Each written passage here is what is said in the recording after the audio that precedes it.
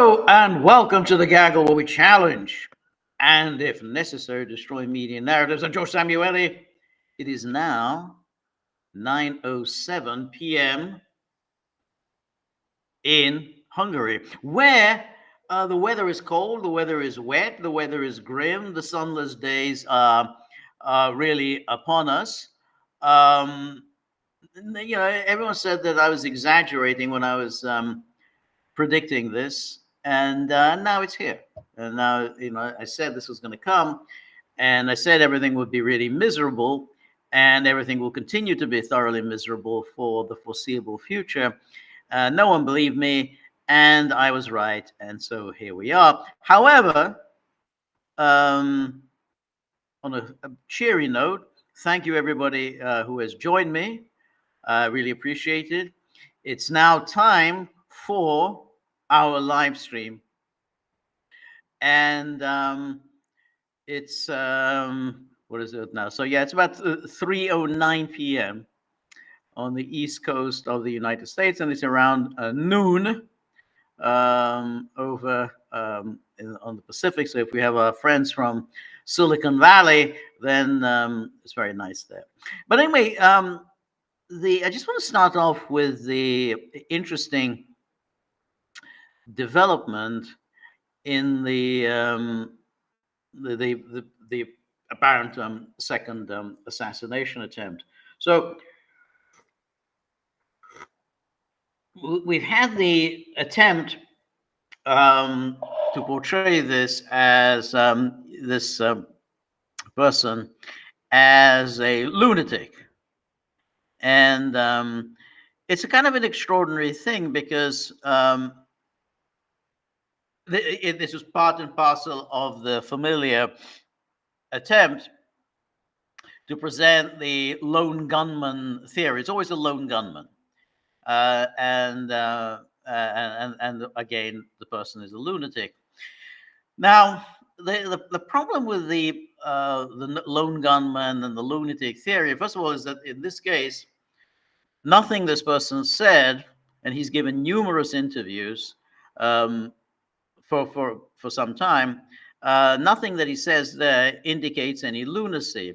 He clearly subscribes to all of the media, foreign policy elite, the people in the know, their views on Russia and the war in Ukraine. Nothing he says there that is lunatic.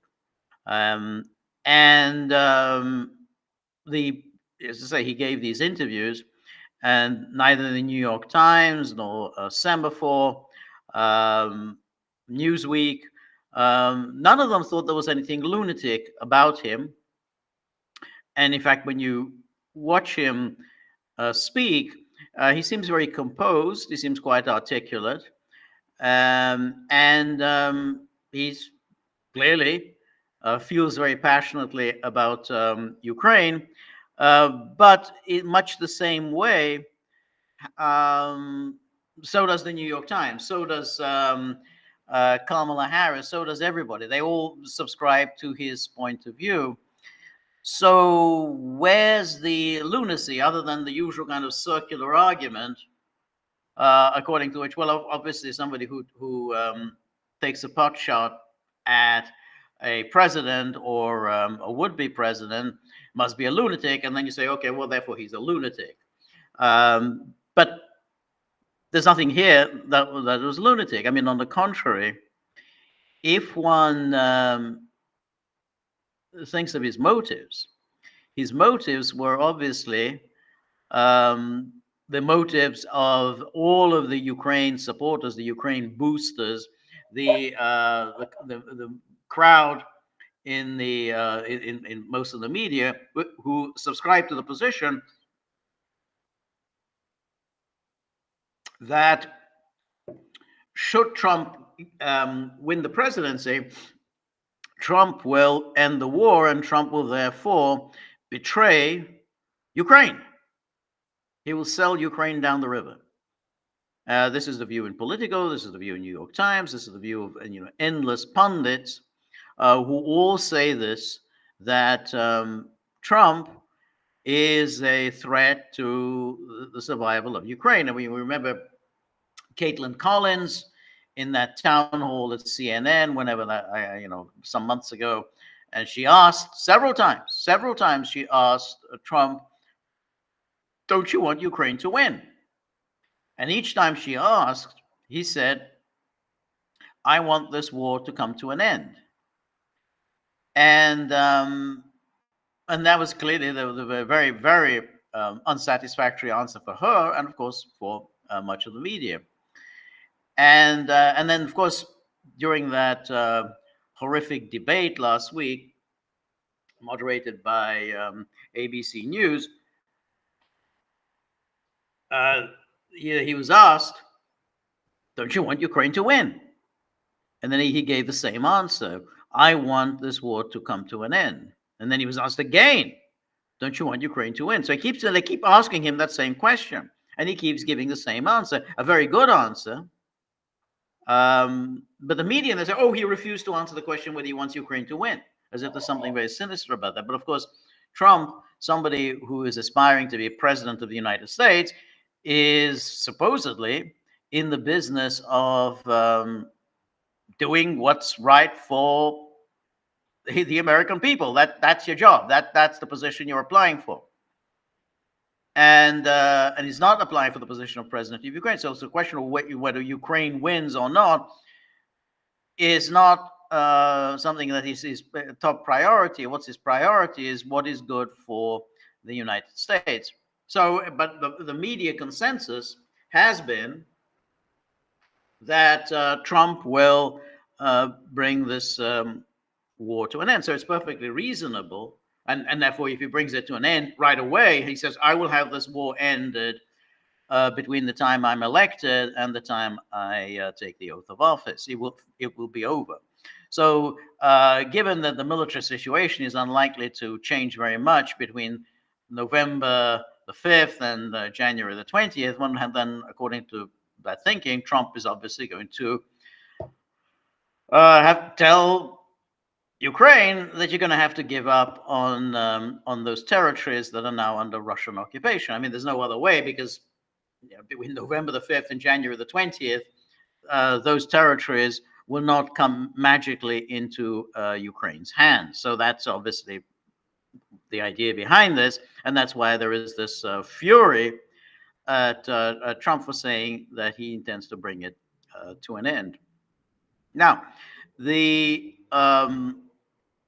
if one looks at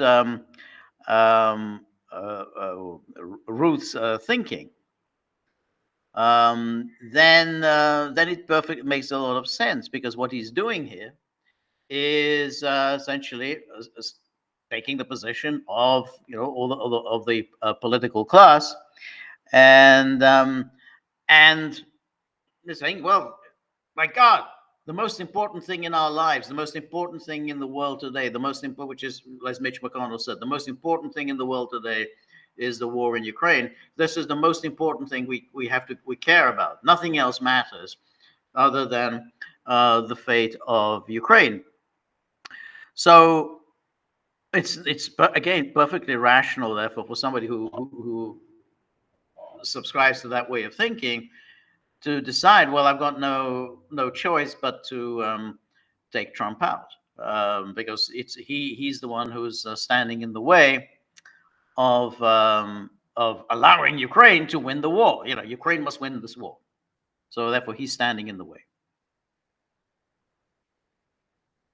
But of course, he also subscribed to the view that somehow Trump is a threat to democracy. Trump is a dictator. Trump will introduce a dictatorship, and again, all the stuff that is a staple of shows like Morning Joe and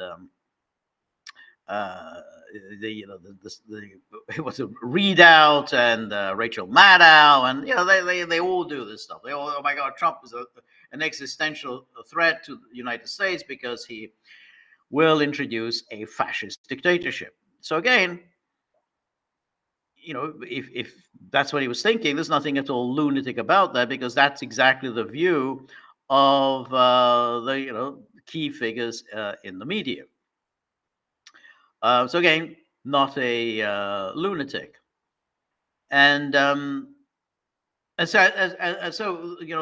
now the question of the lone gunman is itself kind of interesting, because this is a person who seems to be fairly well connected. Now, Aaron Mate was saying earlier today that, well, these are all claims that he was making. We don't really know whether he was well connected, and that's probably true. That we don't know at this stage how much of his supposed connections was really just a figment of his imagination. But nonetheless, he was obviously interacting with a number of different people. I mean, we know he was interviewed by, illustrious media outlets. He was traveling around Washington, traveling to all parts of the world. So there was again question of where was he getting the money from to do all this traveling, and again nobody seemed to concern themselves too much with his very dubious background. Now today, the FBI are saying, "Oh, he was on our radar in in 2019." But this becomes very, very strange, because he should have been on the radar. I mean, this is a person who had a very lengthy criminal record, but for some mysterious reason, he never did any time. Now, he was apparently convicted, I think, in 2002 for possession of a machine gun. Now, machine guns have been illegal in the United States since, I think, the 1920s. So that's a serious matter. How did he get to have a machine gun? And again, but he didn't do any time. And then once he got himself involved in the whole Ukraine grift, and given his lengthy criminal record, you'd have thought, well, now he would be on the radar of the feds, particularly if he's traveling around and trying to recruit people for Ukraine. But apparently he was able to do this, relatively undisturbed, which again makes one wonder, well, why did he do this undisturbed? I mean, they knew about his long criminal record, and they didn't think there was anything untoward about that. But essentially this person, who's a felon, a convicted felon, getting involved in Ukraine, getting involved essentially in recruiting and presumably involved in arms smuggling. I mean, it's just, you got to bring people into Ukraine, but one assumes he was also involved in some arms smuggling into Ukraine. So how did all that come about? How come the feds just sort of look the other way? And then, of course, obviously there's a question of, he's a convicted felon. How did he get his hands on an AR-47? And which again, and then of course there's also the question of, how did he know where Trump would be on Sunday afternoon? Remember, I mean, he has a number of golf courses in Florida, and this was not a public event, so nobody knew that he would be on this golf course. But he obviously did know he was going to be on this golf course, because apparently he was lying there in wait for 12 hours. That's a long wait. 12 hours he was waiting for Trump to appear. So how could he be? How was he so certain that this is where Trump would be on Sunday? And again, how was he able just to travel around so freely, given given his criminal history, and given, according to the FBI, oh, he was on our radar since 2019. So he's on your radar, and yet he's really involved in Ukraine, in which the feds themselves are involved. And then, lo and behold, he's in the right place at the right time with his AR-47. Now, this kind of raises the questions about the lone gunman theory. So again, if we look at the lunacy, I see no evidence of lunacy. Absolutely, there's no evidence here of lunacy. No evidence at all that he's saying anything that others have not said and others are not saying all the time. He's passionate about Ukraine. He wants to see Russia defeated. He hates Trump. We know that. Nothing there that suggests any mental imbalance. And again, a lot of connections, a lot of contacts, obviously, with federal law enforcement officials who seem to make no attempt to thwart his actions. So, clearly that official story is very, very dubious. And again, it was kind of interesting how did the media get onto him? I mean, why did the New York Times interview him? Why did Semaphore interview him? Who kind of brought these media outlets? Or who brought him to these media outlets' attention? And it was again very odd that the media did not do any background checks on this person that they regarded as a perfectly legitimate source to quote. Apparently they weren't interested in his lengthy rap sheet.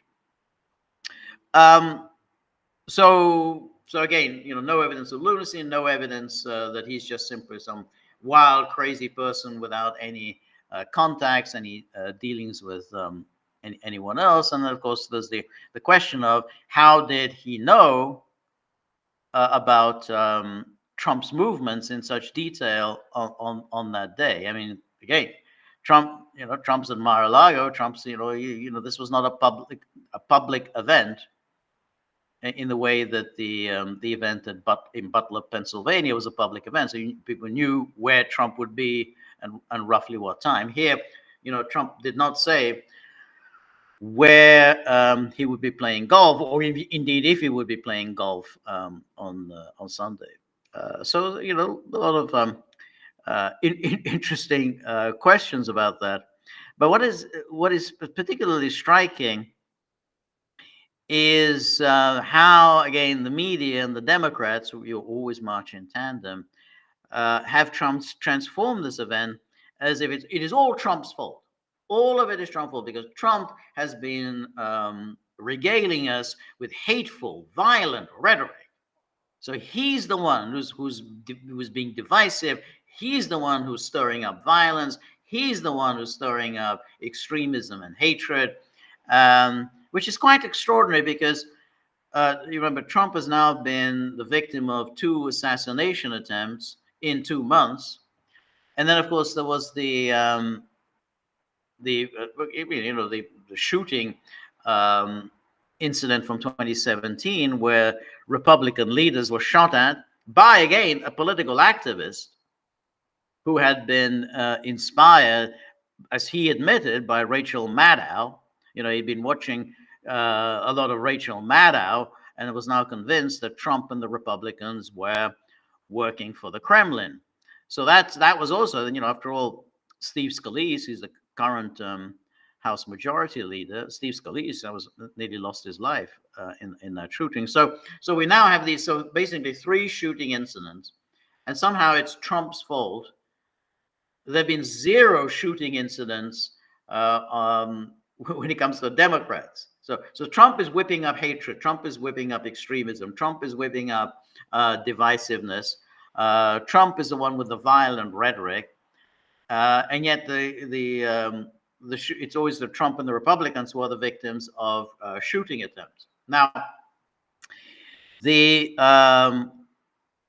interesting thing there, again, is how they wanted to frame this issue. Remember last weekend, so just before the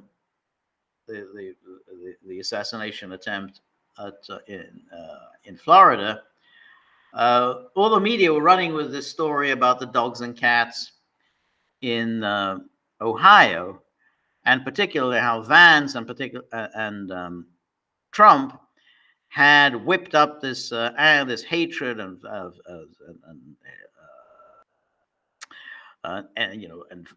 over the falsehood of the story about the dogs and the cats. Now, we as yet don't know whether these stories are false. I mean, the media, of course, have said it is false, but the only reason they say that these stories are false is that the city officials, in particular the police, say, "Oh, they're false." Now, it's not supposed to be the job of the media to accept at face value what government officials tell them. I mean, just common sense. It's just that's what being a journalist has become these days, which is that you just simply write down unquestioningly what government officials have told you.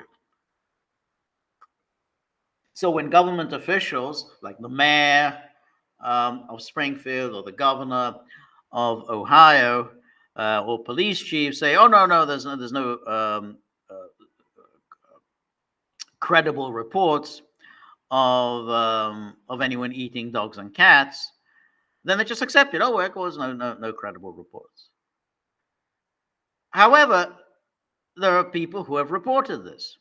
Now, it may be that those people don't have any personal evidence of this. Maybe they're just talking through their hat. But then the question is, well, why you don't believe them? Why do you believe what government officials say? Now, they can say, okay, well, that's credible reports. We don't have any evidence of this, that anyone was stealing dogs and cats and then eating them. But that doesn't mean it didn't happen. Look, I mean, I think I've had 3 bicycles stolen. Now, I think it was only on one occasion, I think, that I reported it to police. And of course, there's nothing, you reported to police and then that's it. Forget it. I mean, no one's going to bother looking for it. No, it's never going to be found. You in fact wasted a couple of hours of your time going to the police and reporting it, because it's never going to, So that's why, since then I never really bothered to report. Your bicycle stolen, it's gone. But you're going to say, well, we don't know. I mean, somebody just reported it. We don't have any evidence. We don't have any evidence that somebody stole his bicycle. He reported it, but that doesn't mean that we know it happened.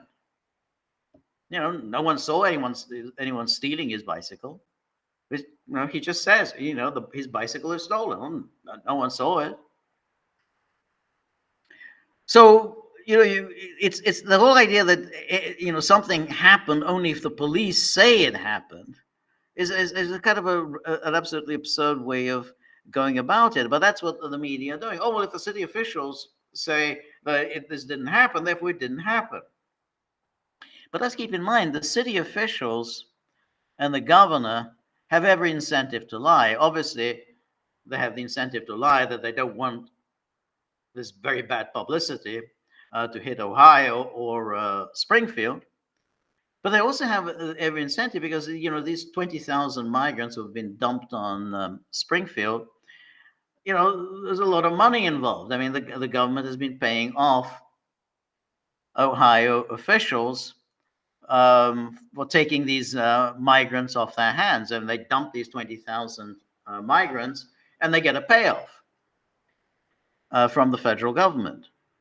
So they don't want to lose this payoff. They couldn't care less about the residents of Springfield, but they don't want to lose the payoff. So they have every incentive. I mean, they have gone along with this horrific policy of just simply taking migrants coming from a completely different culture and just taking them, dumping them on the hapless people of Springfield.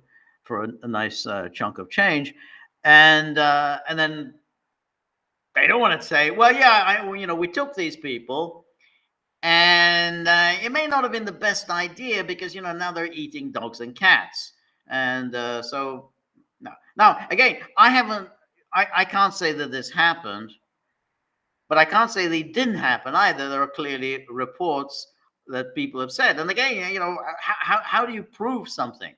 I mean, if somebody says, my cat's gone. Okay, your cat's gone. Did you see someone taking it? No. Well, that's it. I mean, you go to the police and say, well, my cat's gone. And then the police, well, what did the police say? Well, all right, we'll write it down. What did the cat look like? Well, it was sort of black and white.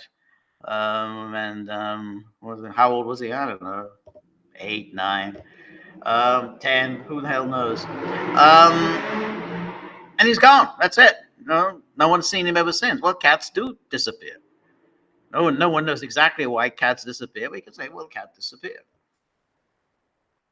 And then somebody else reports it. Well, I saw some cats being barbecued.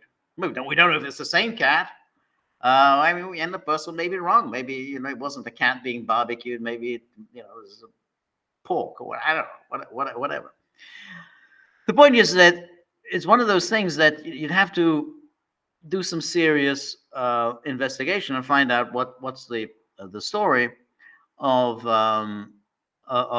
these the dogs and cats. But what was interesting was, again, as I said, the media said no truth whatsoever. They didn't do any reporting themselves. It's not like they went to Ohio and tried to check these stories out and whatever. No, boom. They absolutely accepted at face value all of the assurances of government officials, as if government officials are obviously telling the truth, and obviously don't have an incentive to lie. Why would governments lie? I mean, obviously they're the truth. They're telling you the truth. Governments have always told you the truth. Since time immemorial, governments have always told you the truth. So I said, well, if they said no credible reports of anyone eating dogs and cats. So I said, okay, well, then that's it. But then what happened with this ghastly Dana Bash, this horrible, awful person, earning millions for that terrible, rubbishy job that she does. The person she did that interview with, Harris and Waltz, and then she kind of fed Harris the answers, which is amazing. I mean, she just repeatedly, she asked the question and then fed Harris the answers. Which one? I've given you 3 choices, A, B, or C. Which answer do you want to go with?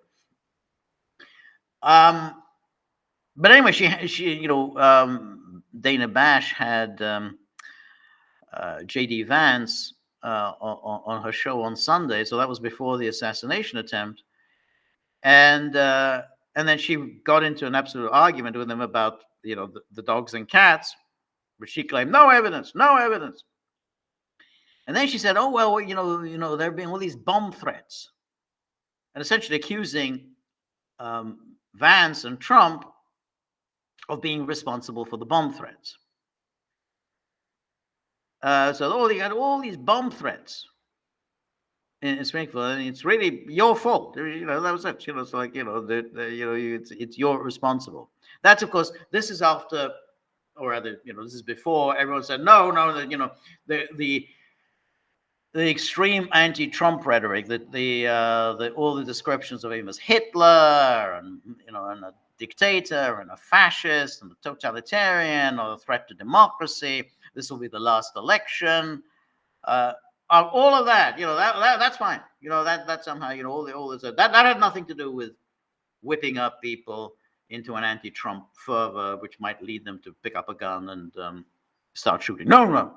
No evidence for that whatsoever. I mean, I read that in Politico today. That Republicans were accusing Democrats for their rhetoric. There's no evidence to support that. None. I mean, just because you call someone literally Hitler, there's no evidence that has anything to do with somebody picking up a gun and trying to shoot Trump. But Bash, she accused Vance and Trump for these bomb threats. Bomb threats. Oh, look at these bomb threats. And now it's turned out there were no bomb threats. These were bomb hoaxes, every single one. And this is coming from, again, a government official, the same government officials who were being quoted exuberantly last week about the dogs and cats. But now the same government officials, this is Mike DeWine, the Ohio governor, who said every single one of these bomb threats was actually a bomb hoax. They were hoaxes. There were no serious bomb threats. And moreover, the bomb hoaxes came from abroad. They didn't even come from the United States. These were bomb hoaxes that came from abroad. So that whole story about, Trump, Vance, the dogs and cats, bomb threats, whipping up violence, it's just nonsense. Now, you're not going to get anything, no apology from Dana Bash, or saying, well, maybe I should have checked a little bit, about these bomb threats. I mean, rather than just simply regurgitating talking points provided for me by the Democratic Party. But that isn't going to happen. That's the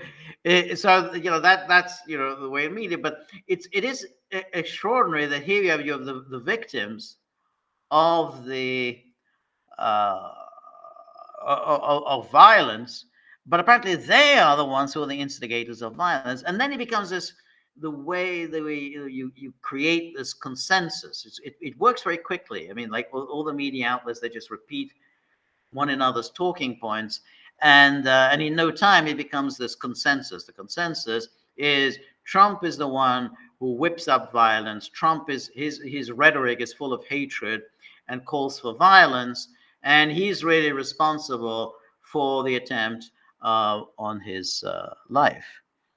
And then that's it. You got your story, and then you got to keep repeating the story.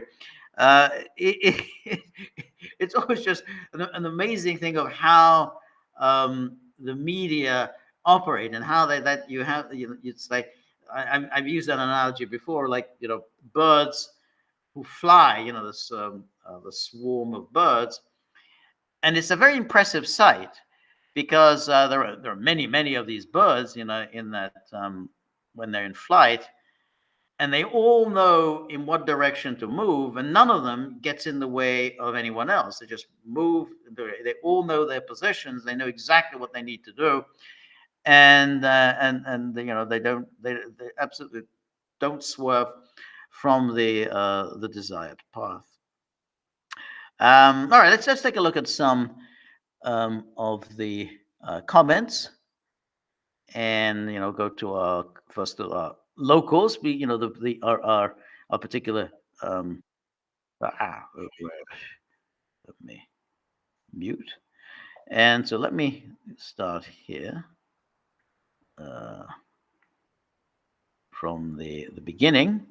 So DJ, thank you very much for your generosity. Thank you, DJ. Says, does it get any more sinister than planting high explosive in a consumer device like a telephone pager? Yeah, so DJ is talking about this apparent Israeli terrorist attack in Lebanon, but also in Syria, in which clearly some explosive device was planted. Or I mean, I don't think it was literally planted, but some way, some triggering mechanism whereby these telephone pages all exploded at the same time. And the latest news has it that about 9 people are dead and hundreds are injured, and it's certainly pretty horrific because clearly, when you do something like this, you are going to hurt civilians. You can't just say, "Oh, this was we were just targeting Hezbollah," because it's obvious that civilians were going to be hurt. A bomb goes off, whoever's in the vicinity will be hurt. So it was an extraordinary act of terrorism, and Israel hasn't really even denied that it was behind this. Um, so it kind of it goes on again with this Israel. I mean, they're not able to defeat Hamas, and they want to pick a fight with Hezbollah. But Israel can do these things again as long as its supporters, and it's not just the United States, but its supporters in the West, just go on deeming Hamas and Hezbollah as terrorist organizations, as terrorist organizations. Therefore, you're entitled to do whatever you need to do. So yeah, it was just absolutely horrific. I mean, horrific in its recklessness, because just doing something like this. I mean, you can take out a Hezbollah leader. It's not a great idea. Not something that will get you very far. You take out one Hezbollah leader, someone else is going to step in. I mean, you're not going to end the Hezbollah movement because you killed one of their leaders. But at least you're targeting a leader. In this case, you're essentially hurting civilians. I mean, it's clear that hundreds of civilians, this is not hundreds of civilians were today injured in this pager attack. So yeah, that's he said it doesn't get any more sinister. Yeah, it's pretty creepy. Anyway, thank you, DJ. And then Stone River, thank you for your generosity. It says George competing with Kamala, taking a softball interview in Philadelphia. I'm competing with Kamala. Yeah, I mean, I don't know. I guess you're talking about that interview that Kamala did.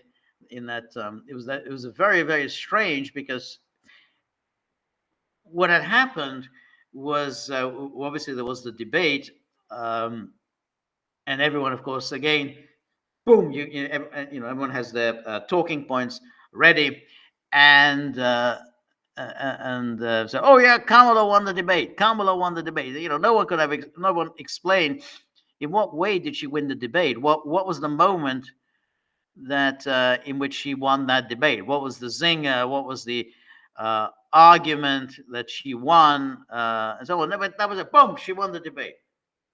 Of course, what they meant by that was that she did what her supporters wanted her to do, which is just to spend the whole time, pretty much the entire 90 minutes, and attacking Trump.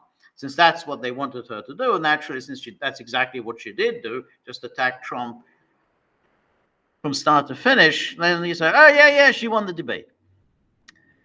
Now, then she sat down for an interview in, I guess, in Philadelphia, not with any of the major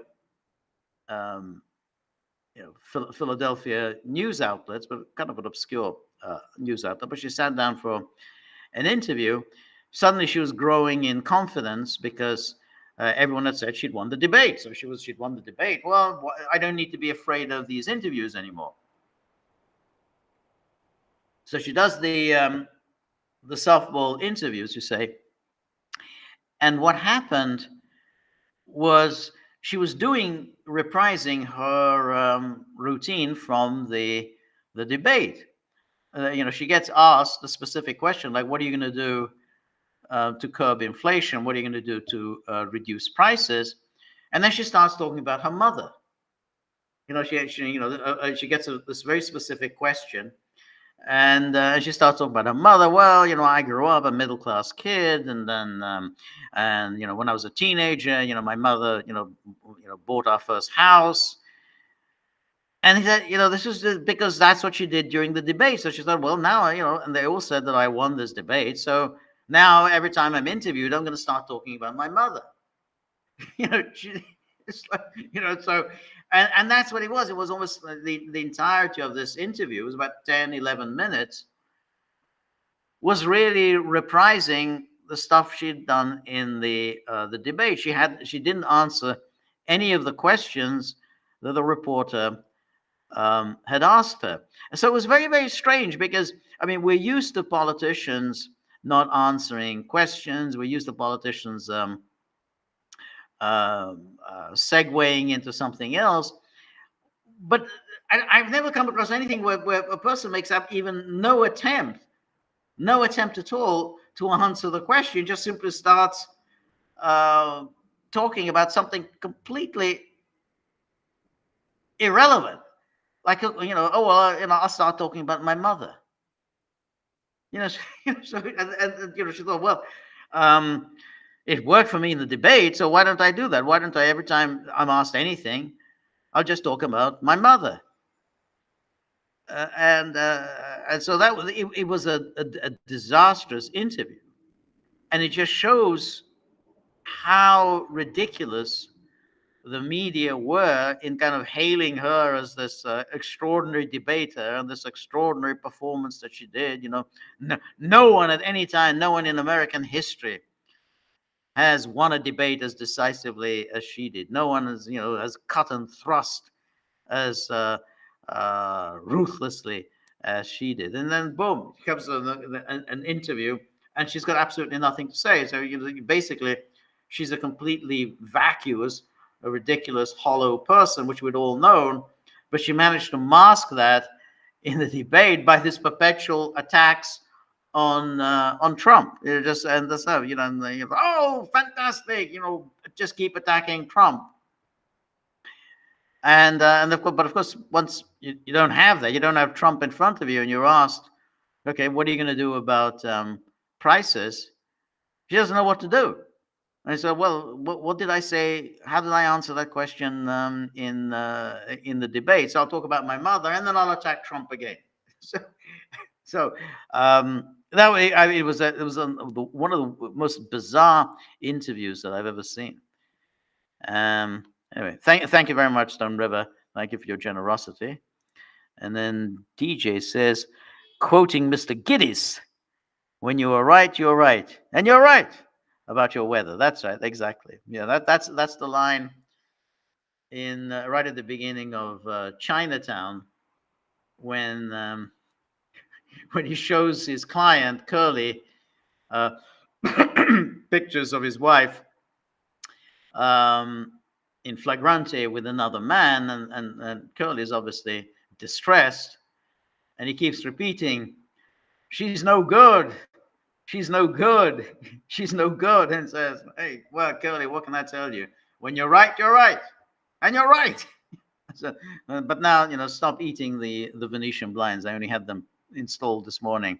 So anyway, it's a great line. It's right at the beginning. So anyway, Cynthia, always good to hear from you. Thank you, Cynthia, as always, for your generosity. So Cynthia says, last night's film, I noticed how the general, i.e. the head of the KGB, wasn't part of the conspiracy, or even if he was part of it, he didn't take the fall for it. Is that usually how the story goes in fiction? And how does that compare to reality? And then when real life government conspiracies occurs, are they usually headed by an upper middleman like Major Pribluda, or by a head honcho like the general? Well, that's a really good question, because the conspiracy and so the film we're talking about is Gorky Park, which we screened yesterday. It's still up on the locals board, so please watch the movie, and as always, enjoy all of the insights and observations and background information that Cynthia provides. So that's part of the pleasure of watching the movie. So Gorky Park really features this essentially this sinister American Osborne, played by Lee Marvin, is this American fur trader who's basically smuggling out these sables from the Soviet Union, and in essentially breaking the Soviet Union's monopoly on sables. The Soviet Union cornered the market on sables, and what he was trying to do was to break the Soviet Union's monopoly. And he'll have the sables back in America, and then of course he's going to make millions and millions of dollars for creating sable fur hats. Now, given that, the conspiracy would be those Soviet government officials who actually would be helping Osborne in this smuggling operation. So if you're the head of the KGB, then your responsibility would be to prevent Osborne from doing this. Because you want the Soviet Union to maintain its monopoly on sables, because they make a lot of money on this. So that would be your responsibility. So who would be in the conspiracy? These would be the disloyal Soviet officials who, for money, would help out Osborne with this illicit enterprise, and that included that guy, the prosecutor, who was played by Ian Bannon. So he was in on this conspiracy, but in a way, I mean, if one thinks about it, the KGB, I mean, obviously, they would be the good guys in that they were acting in the interests of the Soviet Union. The interest of the Soviet Union is that they retain their monopoly on sables. The corrupt officials would be those who were ready to facilitate the smuggling of sables out of the country and allowing Osborne and, of course, then the Americans to get in on this sable market. I mean, it'll, of course, reduce the price of sable fur hats, and everything. But so in that way, however much one may, I mean, the film is sort of anti-communist and anti-Soviet, no question. But what they were doing, as far as the KGB was still, however much they repress the populace, they were also acting in the interests of the Soviet Union. So that's why it's a mixed picture. I think there is that they're very nasty. They don't like dissidents. They put dissidents in prison. But in this case, they were acting in the interests of their own country, and not allowing the smuggling out of sables. So when you say the general wasn't part of the conspiracy, no, I mean, he was acting in the interest of the Soviet Union, in trying to stop the smuggling of the sables, and whereas the prosecutor, who's a real slimy rat, for a large sum of money, he was essentially betraying his own country, because he was getting paid off by Osborne. So he was, helping Osborne to smuggle out the sables.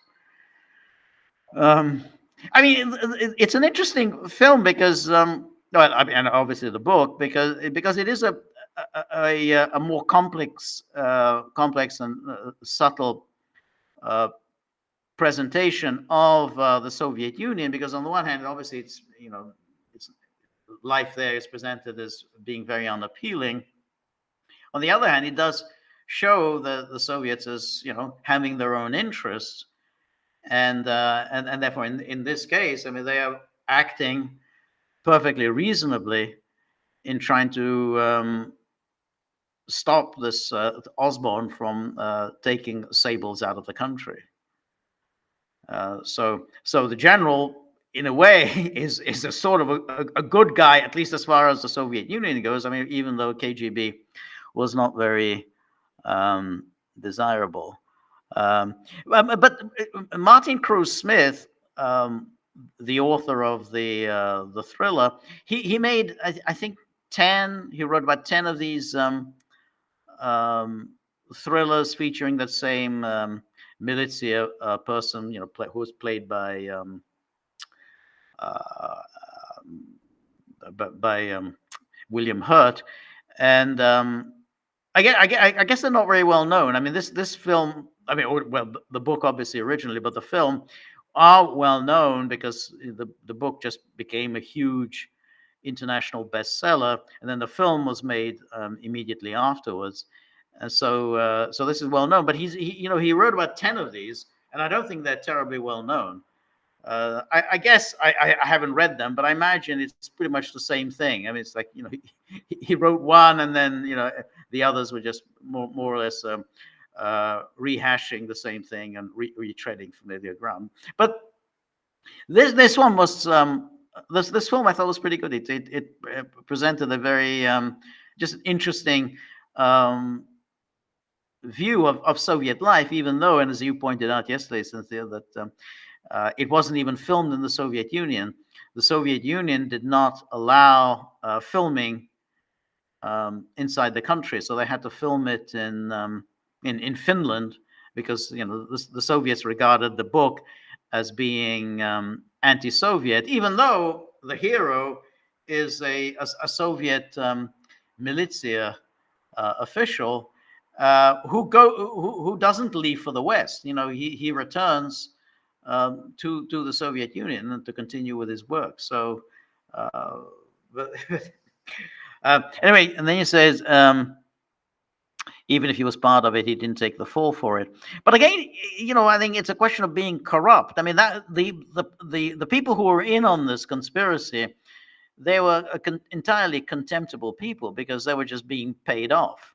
Osborne was just paying them off for their turning a blind eye to doing something that was clearly detrimental to the Soviet Union. I mean, it's therefore they were the worst, scummiest of people that were essentially betraying their country for money. So anyway, he was part of it. He didn't take the fall for it, and then so the real life government conspiracies occur, or they're usually headed by an upper middleman like Major Pribluda or by the head honcho of the general. Well, again, the conspiracy in this case is a mid-level conspiracy. In other words, it wasn't at the highest level. Who were the people who were willing to sell out their country. So it was like these mid-level characters were the ones who were selling out the country. But it was interesting. I mean, yesterday, Cynthia, because the book was written in 1980, 81, and so there were pictures of Andropov inside the KGB headquarters, because Andropov was at that time the head of the KGB. Then, of course, he became a Soviet leader in 1982, 1981. He was Brezhnev's successor, and then, of course, he was kind of a disaster because he was the one who selected Gorbachev as the man to lead the Soviet Union into the 21st century. I mean, Gorbachev turned out to be a complete catastrophe, but nonetheless, he was a protege of Andropov's. And as I said, I mean, my father knew Andropov. I mean, they weren't friends or anything, obviously, but Andropov had been the Soviet ambassador to Hungary in the 1950s when my parents were living in Hungary, and so he met Andropov then. As far as my father told me about it, he was a very cold, icy, sinister figure. But as far as the Soviets were concerned, Andropov had handled what happened in Hungary in 56 with adroitly, because he was there and he was a Soviet ambassador in 56, and he handled it exactly in an absolutely superb way, because he basically created this government of national unity of Imre Nagy and János Kádár. The idea being, of course, is that Nagy would be removed and Kádár would take over, but nonetheless, just in order to keep everyone happy, they created this government of national unity, Nagy and Kádár. This was Nagy, this was Andropov, and then Andropov, made sure that Nagy was removed from this government, and then when the Soviets invaded the country, Nagy tried to flee the country. So Nagy sought refuge in the Yugoslav embassy, and then Andropov gave assurances to Nagy that he can leave the embassy, he'll be allowed to leave the country, but he has to do it now. He has to leave the embassy now and then and leave the country. And Nagy, he left the embassy, and of course, as soon as he did so, the Soviets grabbed him and, of course, abducted him to Romania, and then they had a secret trial, and of course, Nagy was executed. It was, I mean, obviously, they lied to Nagy, and they acted with great ruthlessness. And this is Andropov. But it's the way the Americans would have behaved. That's exactly what the Americans would behave. It's not how Putin behaves. And I think that it's just a reflection of what the Soviet Union once was, and how they saw their problems then, and how ruthlessly they were willing to act to solve their problems. But in any case, Andropov, for his very adroit handling of the 1956 uprising, was massively promoted. He was, shipped back to Moscow, then right away in 57. And then he kept rising and rising within the apparat, because then he became head of the KGB, which is, the most terrifying job there. And then he got to the position where he was Brezhnev's successor. But by the time he got the job, he was, of course, very sick, and so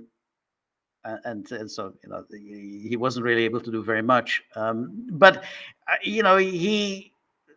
think he always had the idea that he was going to dismantle the Soviet Union. So for all that he was then this very ruthless figure in 56, I think he was a sort of I don't know. I think he had a lot of half-baked ideas about reforming the USSR, which then Gorbachev, took over and then led to the complete dissolution of the Soviet Union. Anyway, that's just apropos of Andropov, which the pictures of whom we were watching in Gorki Park.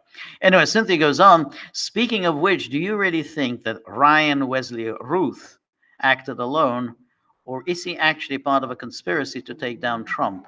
And if the latter is the case, is the conspiracy likely headed by upper middlemen like Major Pribluda, or is it likely headed by a top guy like the general?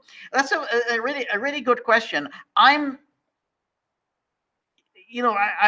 more and more skeptical of the lone gunman theory. I think I'm skeptical of the lone gunman theory in the case of Matthew Crooks, and I'm skeptical of the lone gunman theory in this case.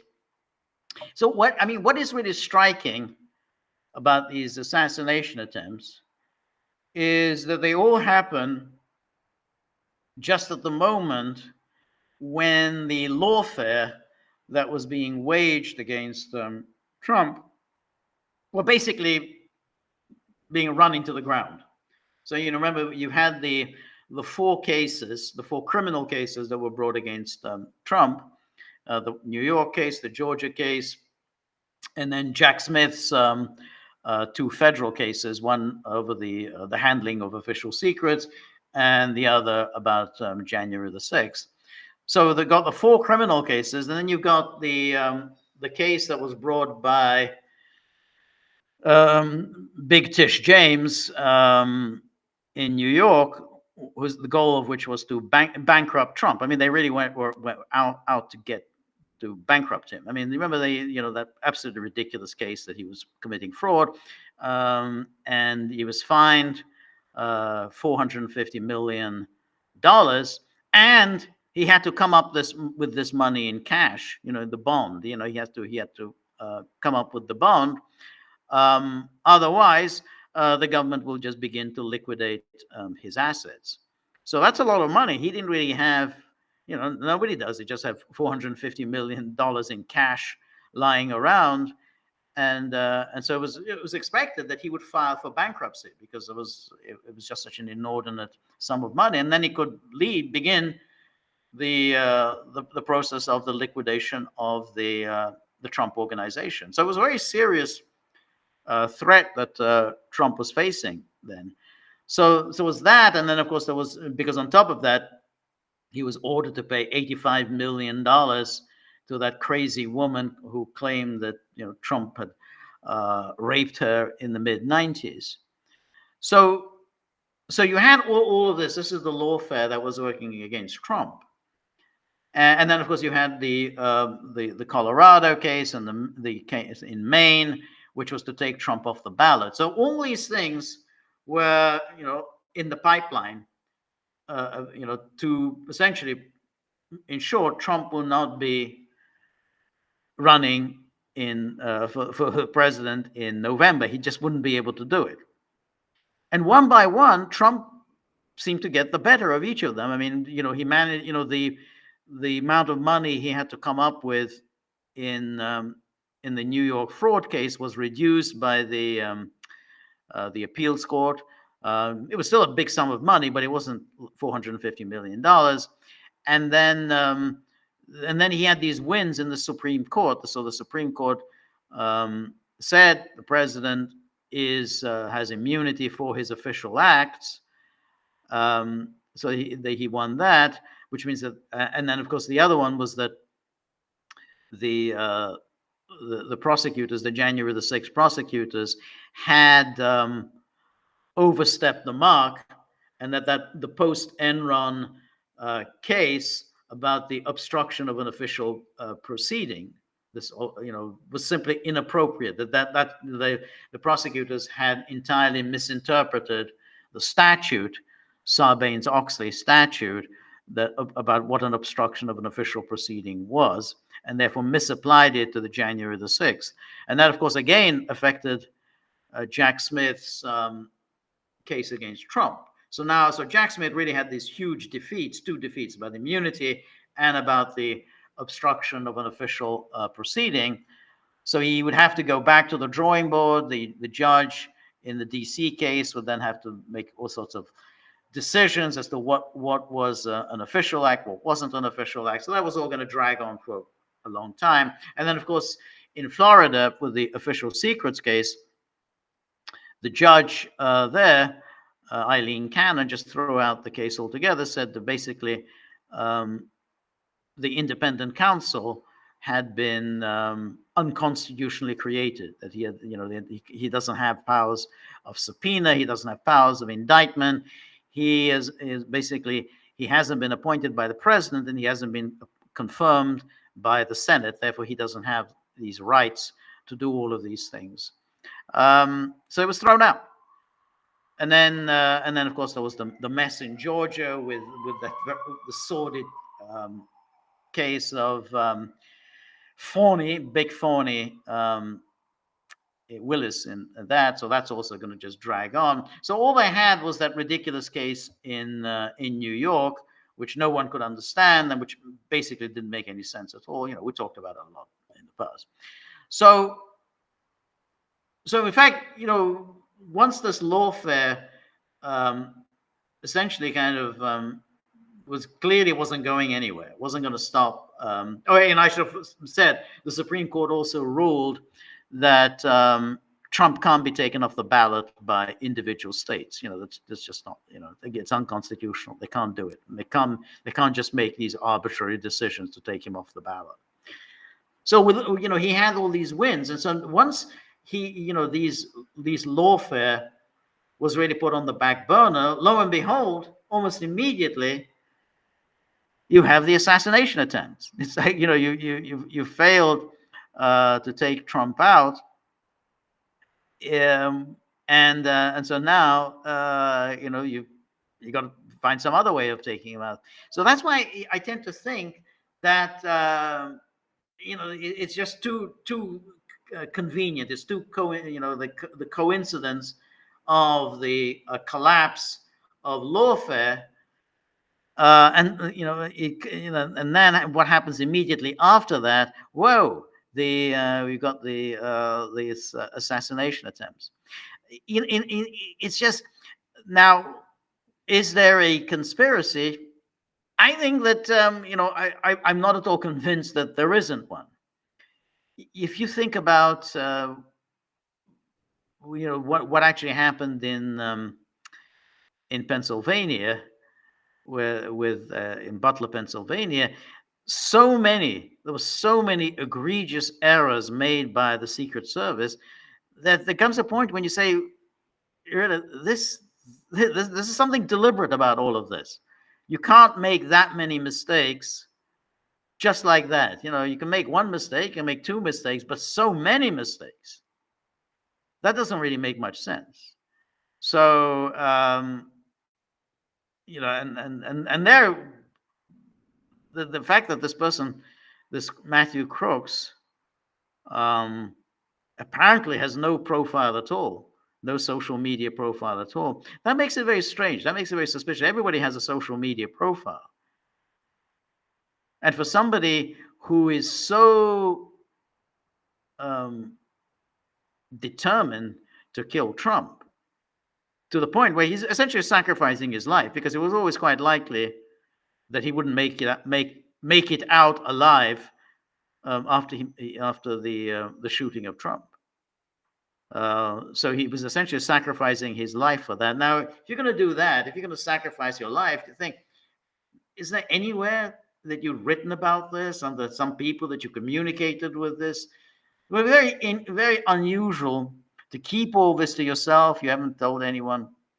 So that makes it kind of sinister. You then wonder whether there was something else there. Something is being deliberately hidden. Again, it's like the Manchurian Candidate. He was kind of created, no social media profile, just nothing. You just manufacture this person, and it takes it. And again, he was a good shot, which again raises the question: how did he learn to be such a good shot? I mean, he almost killed it. And then you got this person who does have a social media profile, Ruth. But there are all sorts of questions, and I talked about questions. How did he know Trump's schedule? How did he know he would be on this golf course? What officials did he have dealings with? He had dealings, obviously, with all the law enforcement officials. He had dealings with the media. He had dealings in Ukraine. We would like to, members of Congress, congressional staff. We would like to know more about, all the people that he had interacted with. So I'm not at all convinced that they were lone gunmen. There's just there's something about this that doesn't convince me that these are lone gunmen. Now, if they're not lone gunmen, I mean, to go back to your question, I mean, well, whom would they interact with? I would have thought that if they would interact, they would interact with mid-level people. I don't think they wouldn't interact with anyone high up. That would be too dangerous. I think they would interact with mid-level. Now, would the mid-level person get take his orders from a higher up. Well, there's no real need for him to do that. I mean, because when you have these organizations, I mean, everybody's already on the same page. Everybody's already thinking alike. So you don't really need, oh, I'd better go to the director of the CIA and get the director's approval for this. You don't have to do it. You're already on that on the same wavelength. You know what you're supposed to do. You know what actions you have to take. You know who needs to go, who needs to stay. So probably if you're a would-be assassin, you would be interacting only with somebody very low level. But the person who's low level, probably, that person would also be, interacting with somebody mid-level. But we wouldn't really know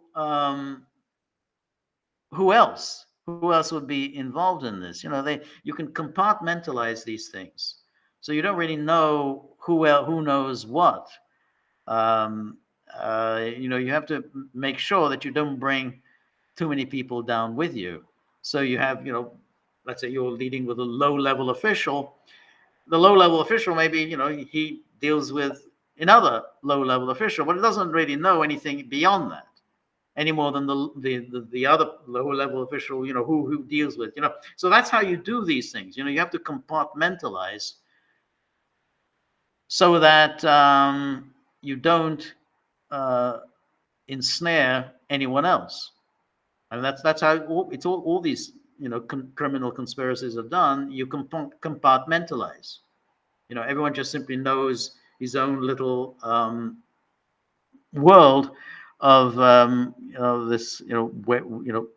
The one person with whom you deal. So just to, then to answer your question, yeah, I'm kind of inclined to think that there was a conspiracy here. I'm not buying the lone gunman. Now, of course, then you can say, oh, well, you're a conspiracy theorist and so on. Yeah, well, maybe so. But there are conspiracies, and this all seems just to fall a little bit into place, just a little bit too conveniently. Lawfare has failed. They've tried to remove Trump from the ballot. They've tried to bankrupt him, tried to maybe send him to prison, and that hasn't worked. And then suddenly, 2 assassination attempts in 2 months. It's just a little too pat. So that I'm not buying the lone gunman there. But what's I think interesting is that like the first assassination attempt, the one in Butler, Pennsylvania, has already been forgotten. I mean, it's like nobody talks about it. It's just been swept under the rug. Boom, nothing. No mention of it. You remember when during the debate with Harris, and Trump brought this up, and Trump, he said, "Hey, well, these people have been demonizing me, and I think, and somebody even shot me because of their extreme rhetoric about me." And how did that moderator do? Well, we gotta move on. We have to move on. We've got a lot of issues to get on with. He just simply interrupted him, and that's so it's just ancient history. No one's interested. So in the same way, within a few days, the whole case of Ruth, which is a very, very strange case. There's a lot of very peculiar aspects to it. It'll all be forgotten. No one will be writing about it. No one will be talking about it. It was, just it. It's like the case. There's Matthew Crooks. Nobody even knows the name. I have difficulties remembering the name because it's just no one writes about it. Who was he? What did he do? I mean, he was 20 years old. What did he do with his life? Who were his friends? What did he talk about? Where's his father? Where's his mother? Where are the relatives? Or who who were the people that he had interacted with? What did he read? It's just he has no social media profile. So it's a mystery. There it is. It's a mystery for the ages. A little bit like the Nord Stream bombing. Okay, it's a mystery. No one will ever know what the hell happened to the Nord Stream pipelines. Anyway, Cynthia then goes on. By the way, last night you asked me how often symbolism is used in films.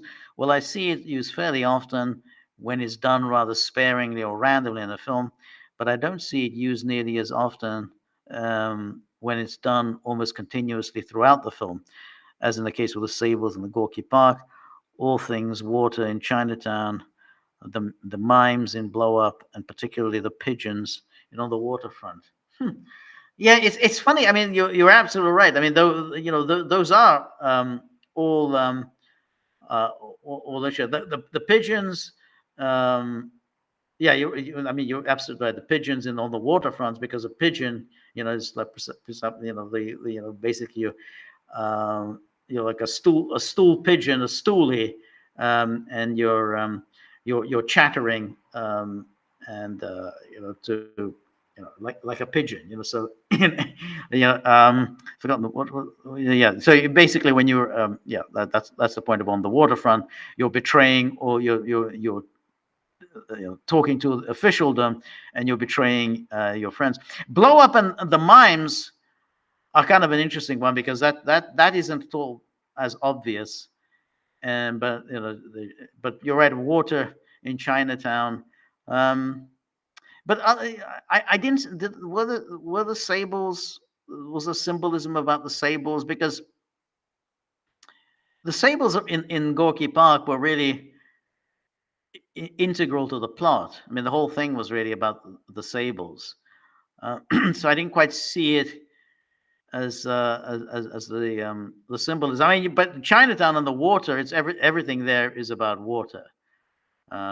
People are drowned. And this, and of course, everyone's trying to make money off water and several. So there, yeah, the whole everything in Chinatown revolves around water, and so. But again, but it's, this, it's interesting. I mean, again, the pigeons in the waterfront is really really interesting. That that there is a symbol. It's over and over. Again, so. And then Linz, always good to see you. Linz says, "Dear Mr. Putin, 3 years is too long. Your young men are dying every day. They don't want medals and forgiveness of debt. They just want to live. Yeah. Stop waiting for the convenient time. Stop waiting to only react to what the West does. Take the initiative and nuke your own land if necessary and fry the invaders. What's NATO going to do? NATO will be on the back foot, whatever you do. Show your strength, bring them to the table. The world is waiting in anxious anticipation. Your friends from the Gaggle." Yeah, I go along with that. I'm not sure about the nuking, because I don't see at this stage. I mean, I don't think we should ever rule it out, but I don't think at this stage you want to go the route of nuking. I mean, the problem with Russia is that it hasn't even taken the first steps. So, if you don't even do, I mean, everyone is sort of puzzled, like, why don't you destroy the bridges over the Dnieper? I mean, that would be a useful first step. You destroy the bridges over the Dnieper, which would make it very difficult for Ukraine to reinforce its forces in the Donbass, and to keep supplying them and resupplying them in the Donbass. I mean, that would be a first step. You destroy the bridges over the Dnieper. Another step would be to destroy American satellites that would prevent their use for targeting, so that Ukraine won't be able to use its long-range missiles to hit targets inside Russia, because the satellites that they need, the information from the satellites, wouldn't be forthcoming since Russia would have destroyed the satellites. Then you've got the road and railway infrastructure in Ukraine, which allows the cheerful, happy transportation of Western weaponry to the east, to kill Russians? Well, hit and destroy the road and railway infrastructure, hit and destroy all the transport hubs, the logistics hubs, hit the energy infrastructure. Lights out. That's it. Nothing after you've once you've hit that, you're basically going to have real difficulties maintaining command and control if you don't have your energy infrastructure, you don't have your electricity standing. Now, these are all steps that you can take now without resorting to nuclear weapons. Then of course, and after that, you can also take other steps. You can start hitting logistics bases in NATO countries. Poland is a key logistics base for the dispatch of weapons into Ukraine. You can do that. You can hit those logistics bases. Now, so these are all things that Russia can do without having to resort to nuclear weapons. So the problem is, why hasn't Russia done this, up until now? And I think there doesn't seem to be any real explanation for this, because the war has now been extended. It's now, as you say, 3 years. So it's now been 2.5 years, and we're going to go into winter. It doesn't look like anything very much is going to happen. I mean, maybe this thing with Pokrovsk will fall, but even if Pokrovsk will fall, we're still a long way from Russia taking over just the Donetsk. That's so we'll be 3 years on into the war, and that objective of at least taking over Donetsk and Lugansk, still has not been achieved. Now, the most serious problem for Russia, however, is that by its relative passivity, its relative inaction, it's only encouraged NATO to step up their involvement. They look around at Russia. They were expecting Russia to respond much more firmly. And again, as I said, that's not the way people are used to thinking about Russia. They thought, they remember 56, what they did in 56 in Hungary. They remember 68. They said that, they used to respond very firmly. They weren't going to take any shit. But that hasn't happened. So the Western powers, the UK and the US, then decide, well, Russia's really weak. Either Russia's really weak, or Russia really doesn't have anything up its sleeve, or Russia's afraid of us, afraid of NATO. But if that's the case, and if Russia is really afraid of us, and Russia's really afraid of NATO, then why don't we just take the extra step? And so now, whenever you read these interviews with Western officials, including, I just read an interview with the ghastly NATO Secretary General Jens Stoltenberg in the Times of London. And then again, Ukraine, you should provide Ukraine with all the weapons it needs to pursue its war against Russia. And then, of course, the question is, but what about Putin's warning last week about that he would then regard, if you do that and Ukraine uses these missiles, then essentially Russia will regard the West as being at war with Russia and act accordingly. So what about that? So, well, we've heard all this saber rattling from Putin before. He's talked about red lines. We've crossed one red line after another. Nothing happened. Let's cross the next red line.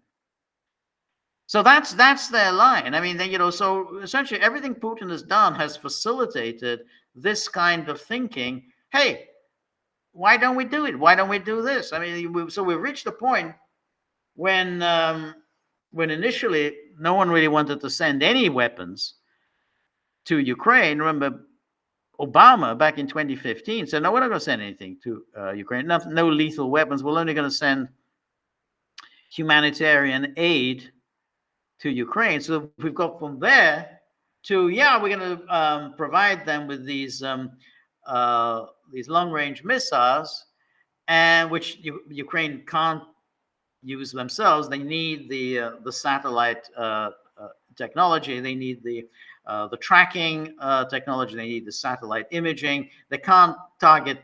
They find the targets themselves and then track the missiles themselves. You need the Americans or the Europeans to do it for them. So we've reached that point.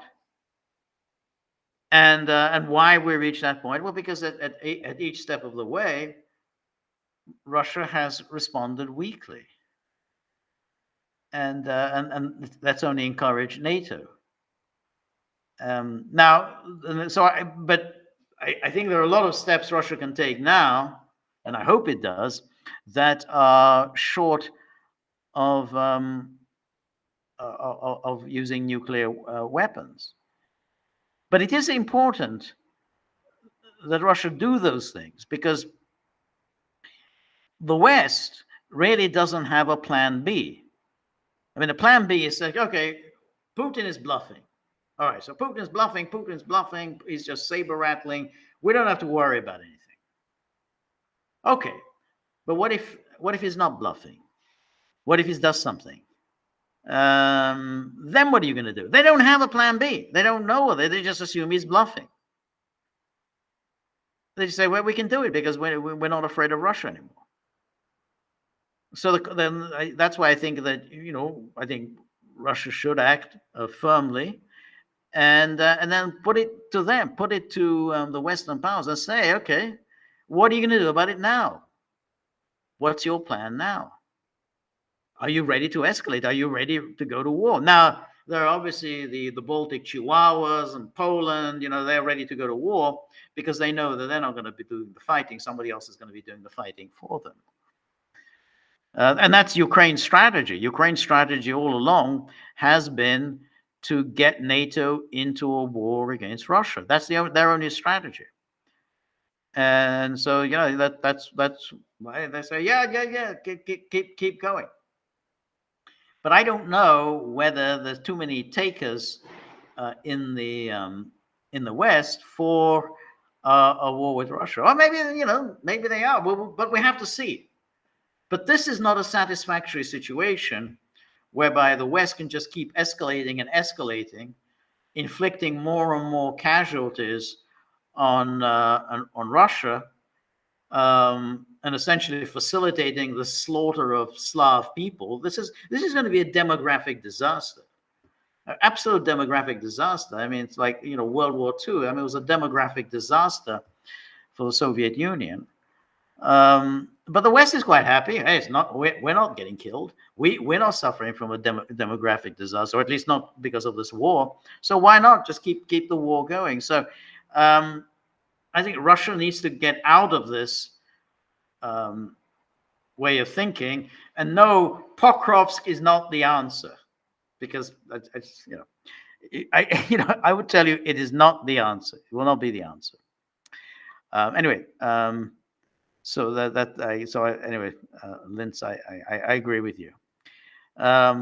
Robert, thank you very much for your generosity. Thank you, Robert. And Robert says, it is astonishing how the left's mantra 50 years ago, all we are saying is give peace a chance, has been completely inverted. Yeah, it's very, very very interesting how that happens. I mean, back then, I mean, keep in mind the thing was, or give peace a chance. That was about the Vietnam War. Now, in the Vietnam War, Americans were actually getting killed. Americans were getting called up. Not all Americans. I mean, some people who managed to avoid the draft. Pretty much America's elite managed to avoid serving in Vietnam, but nonetheless, clearly there was a draft. People were going to Vietnam, and some Americans were getting killed. So, yeah, hence there was an anti-war movement. Now,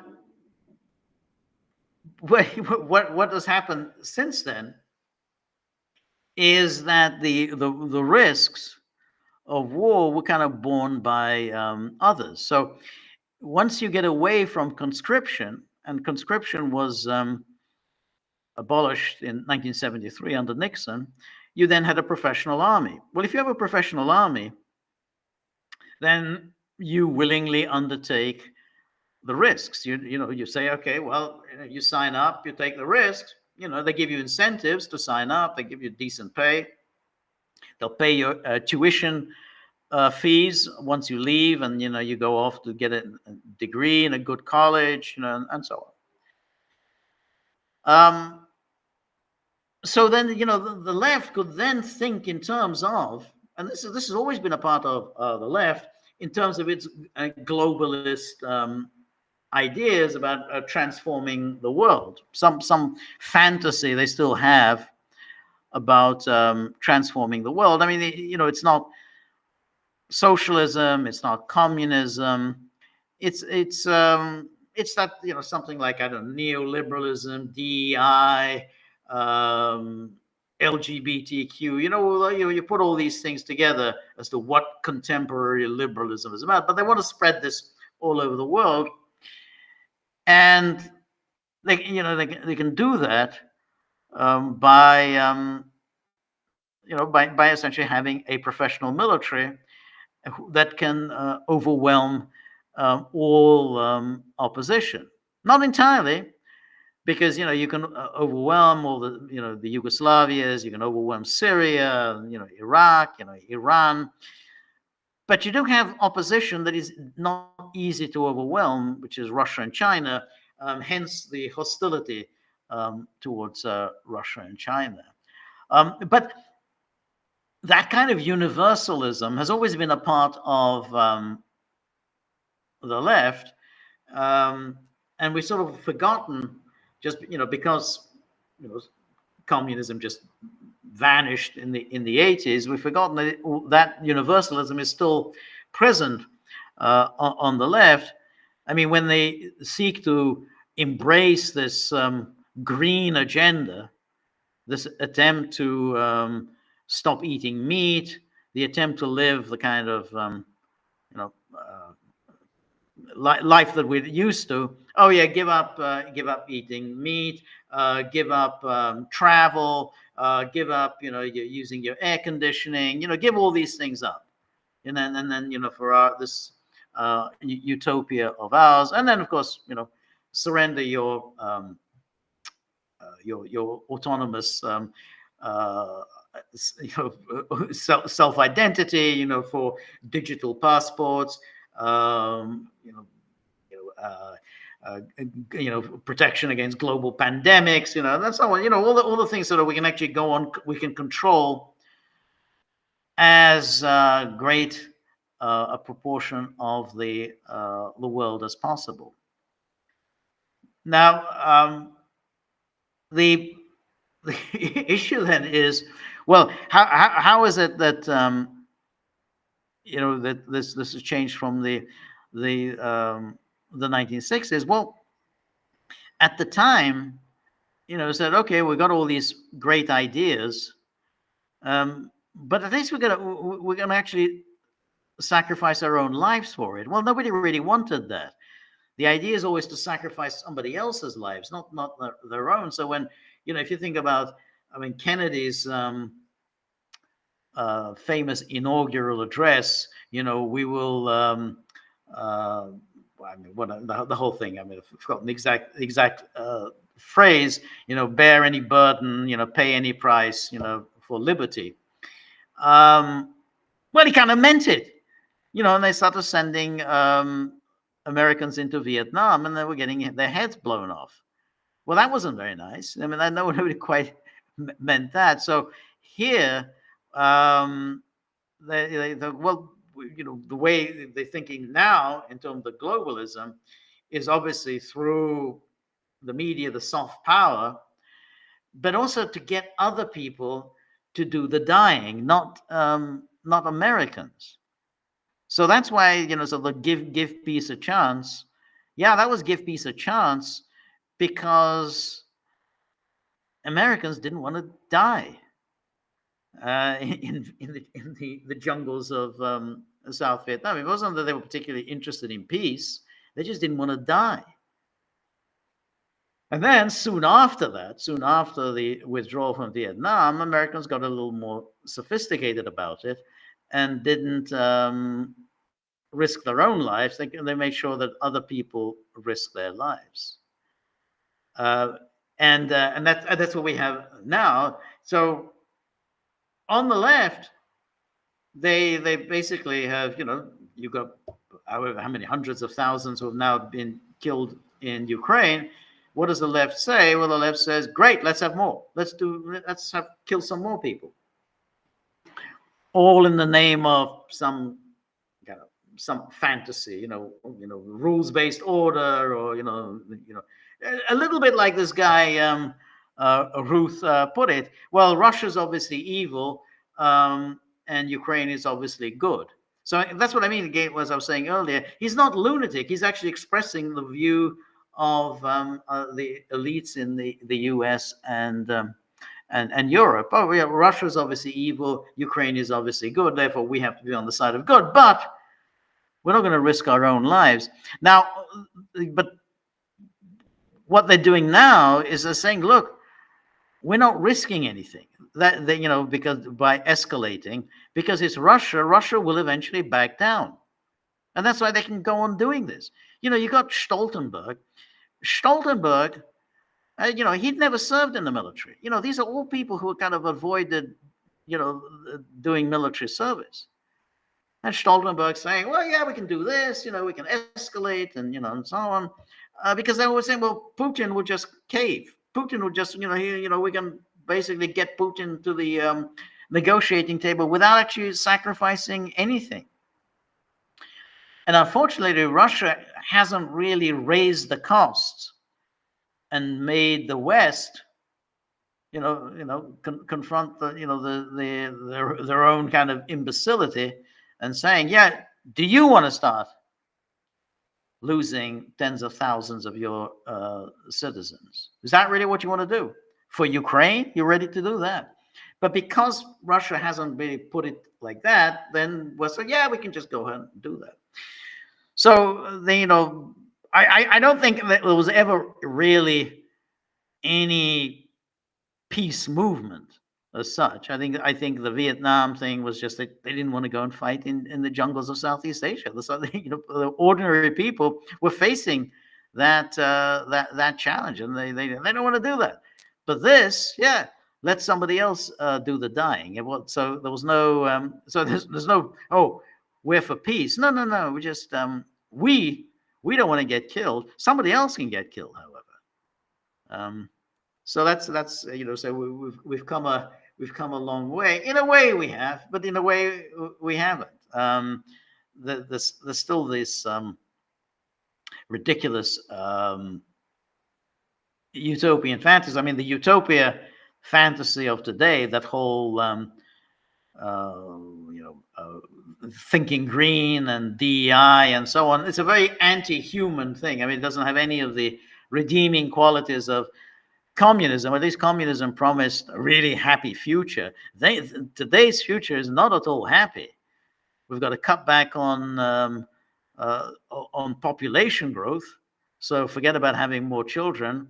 We've got to cut back on using fossil fuels. We've got to cut back on eating meat, cut back on travel, and then give us your digital passport, so that we can keep track of all of your movements, and so on. So that's the utopia or dystopia that they have in mind. But it's still a version of that kind of universalism.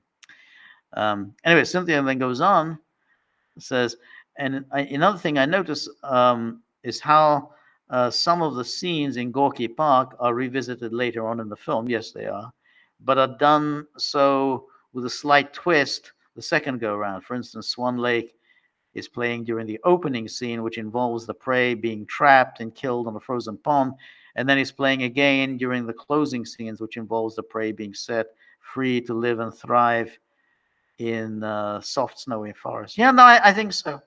And then, of course, towards the end, again, they replay that scene which they have at the beginning, the scene that led to the murder of those three people, and again to Swan Lake, and so we have that right at the beginning, it's as during the title sequence, and then we see later on, or towards the end of the film, we go back to that scene, which led to the death of those three people, and then you're right, and then again you have the Swan Lake with the liberation of the sables. But the one thing I was thinking about, this is where he liberates the sables. That's still in Sweden. Is that a kind of natural habitat of the sables? I mean, are they going to survive there in Sweden? So, and again, I mean, I didn't fully understand that, because if the issue is that the Soviet Union, they want the sables back because they want they want to maintain their monopoly of in the sable trade. I didn't understand why he just doesn't take why they don't take the sables back into the Soviet Union and then release the sables into their natural habitat in the Soviet Union. I just found that a little surprising. It was a nice scene where he liberates the sables, but I didn't quite see how that fit in to the basic plot, which is that the sables need to return to the Soviet Union, because you can't, they're going to maintain their monopoly.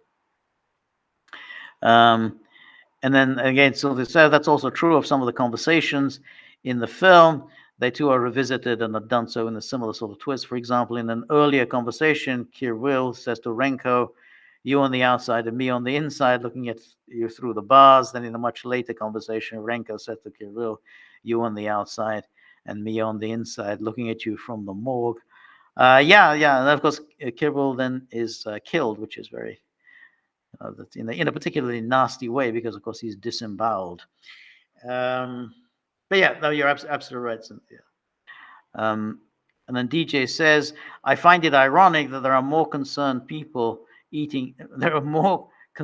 about people eating dogs than dogs eating people in Gaza." Yeah, well, that's in true, but of course, it's all really about people, what means to them. I mean, it's like, people love their pets. They feel very emotional about their pets, and yeah, they care about that. But you tell them about Gaza, they don't even know where Gaza is. And then you ask, well, who's killing whom in Gaza? Well, Israelis are killing Palestinians. Huh. And then they say, well, why should I care about the Palestinians? What are they to me? Who are they? It's just not part of their cognition. But if you say, well, there are, people are kind of putting cats on the barbecue, then they say, hey, they look at their cat and they say, well, hey, whoa, I'm not gonna tolerate cats being put on the barbecue. And so I think it's what you can relate to. I mean, like when people got very upset recently in Southport near Manchester, when those three little girls were murdered by this Rwandan, second generation Rwandan, who's of course a Welshman, because he was born in Wales, so he becomes a Welshman. But yeah, people got very emotional about that. Something they understood. You say, well, 40,000 people are dead in Gaza, and it doesn't mean anything. Tell them, well, how many people have died in Ukraine? I don't know, 100,000, 200,000, who knows how many have been killed. And so it's the limitations of the human imagination. Humans, basically only grasp what's immediately graspable for them, what they immediately can relate to. They understand. You drop off three you little girls for a dance class, and then some of them are murdered. That's something they understand, and something they get immediately emotional about. A cat on the barbecue. Somebody steals your cat and then eats it. They can understand that. That Gaza, it's not anything that means much to them. And and particularly in the United States. I mean, obviously, the Israel case is very special for all sorts of reasons. The influence of the Jews in the United States, the Israel lobby, and so on. And so on the Israeli side, there is an intense feeling and intense propaganda on behalf of Israel. On the other side, there's none. So there's no one, lobbying and whatever. That's it. What do I care? What's it to me? What have the Palestinians done for me? So, anyway, Steve Brown says Bash's name is actually Schwartz. Yes, that's right. This is Dana Bash. Yeah. And then Steve says CIA loves guys like Ruth. Yeah, I agree with you. I agree. I mean, this is something that needs absolute investigation. Whom he had dealings with, who controlled him, at what point did he come under the control of the intelligence agencies? All of that. All of that needs to. I mean, whether we have learned any of that, I'm skeptical. But absolutely, we need to know about that.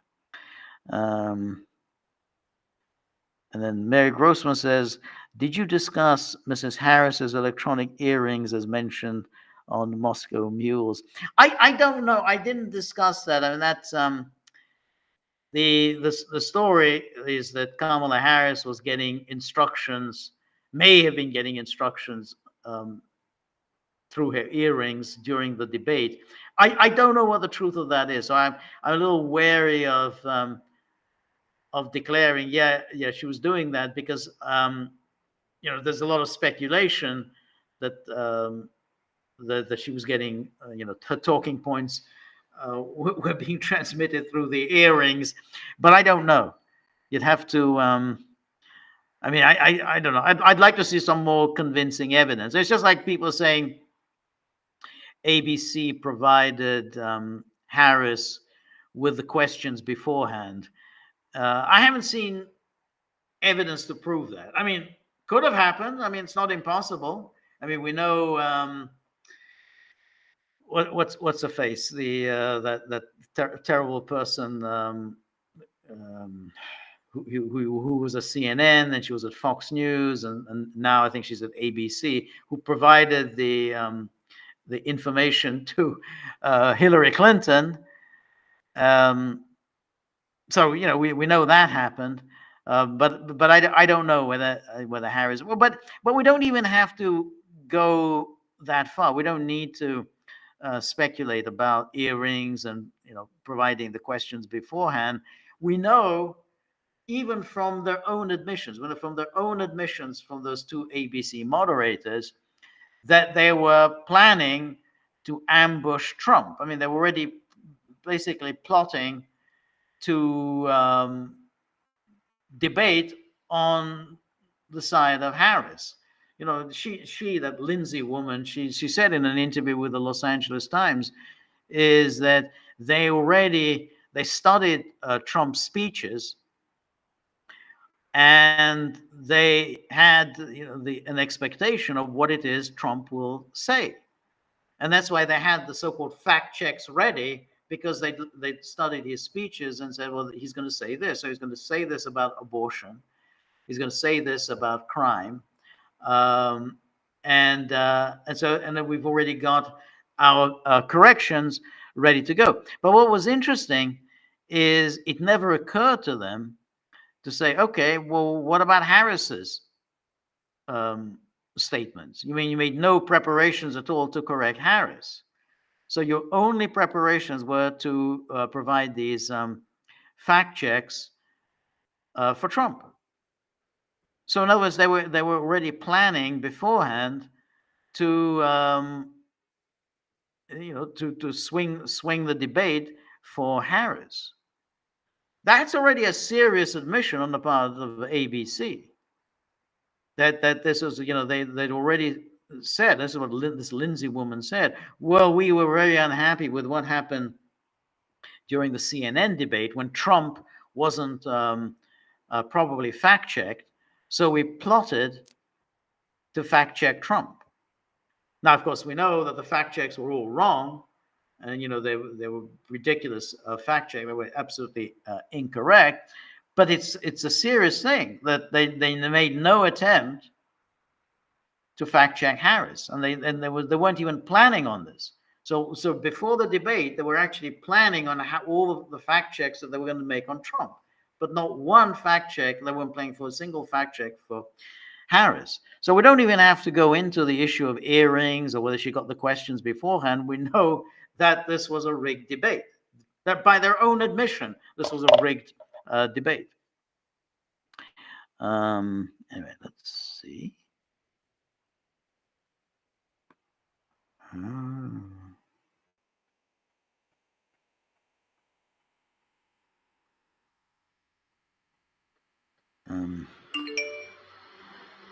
And Steve Brown says, but how does Bash, aka Schwartz, feel about the kid kebabs the Zionist defense forces so desire? Yeah.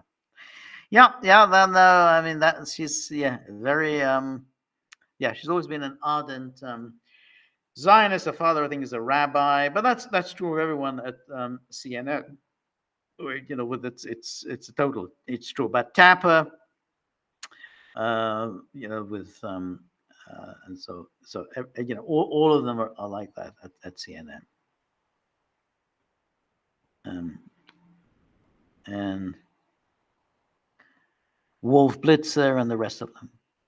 And then NKMRD says, talking about birds in Berlin, there is the guy who eats pigeons and says that's normal where he comes from.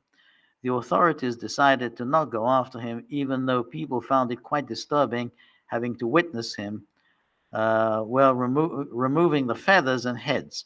He removes the feathers while the birds are alive. All Berlin-related magazines reported it. Just some gossip that came into my mind. It was a thing. Okay. No, I agree. That's why I think it's so ridiculous for the media to insist on this ridiculous thing. Oh no, it doesn't happen.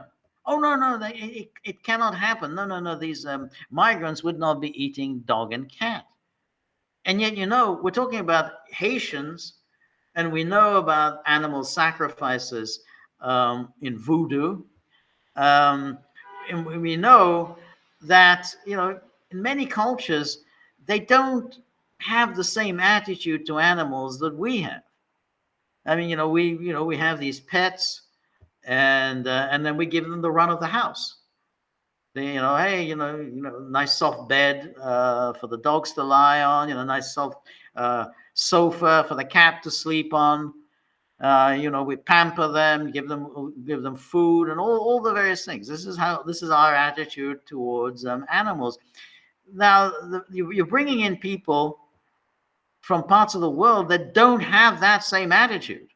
They don't regard, dogs and cats as being these sacred creatures that, must be pampered and, must sleep on soft beds every night.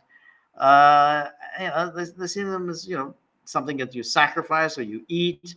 It's a different attitude. And the whole idea that you can bring in the third world and then and not expect him to behave like the third world is ridiculous. But that's the thing. Oh, of course, you're bringing in people who hate you. They're just like you and I are.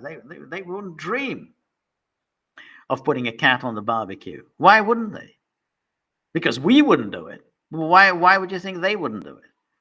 But that's all part of that whole the propaganda about sort of immigration, that all immigrants are these absolutely first-rate people. They're all valedictorians, they're all nuclear physicists, and so great, tremendous, wonderful people. And then you say, well, what about voodoo in Haiti? I mean, everyone's always known about voodoo in Haiti. You don't think any of the people, there's 20,000 who have been dumped onto Springfield, none of them practice voodoo? How did that happen? You bring them in, but no, they're not. They don't practice voodoo. They just that's they suddenly have all sorts of respect for Fido and Pussy. But nonetheless, the media decided to hang their hat on that story that it's just not happening. No, it didn't. This doesn't happen. Speaking of dogs, it'd be nice to see a little bit more action with the tip jar, because what happens on Wednesday. I have to confront the dogs, and it's no good my saying, "Oh, well, yeah, but at least you still live well, and nobody's eating you." They're not. They wouldn't find that funny. Their point is that how come you're not doing anything about the tip jar? What the hell do you do around here anyway? So it's always very hard. So if you have a few bob in your pocket, whip them out.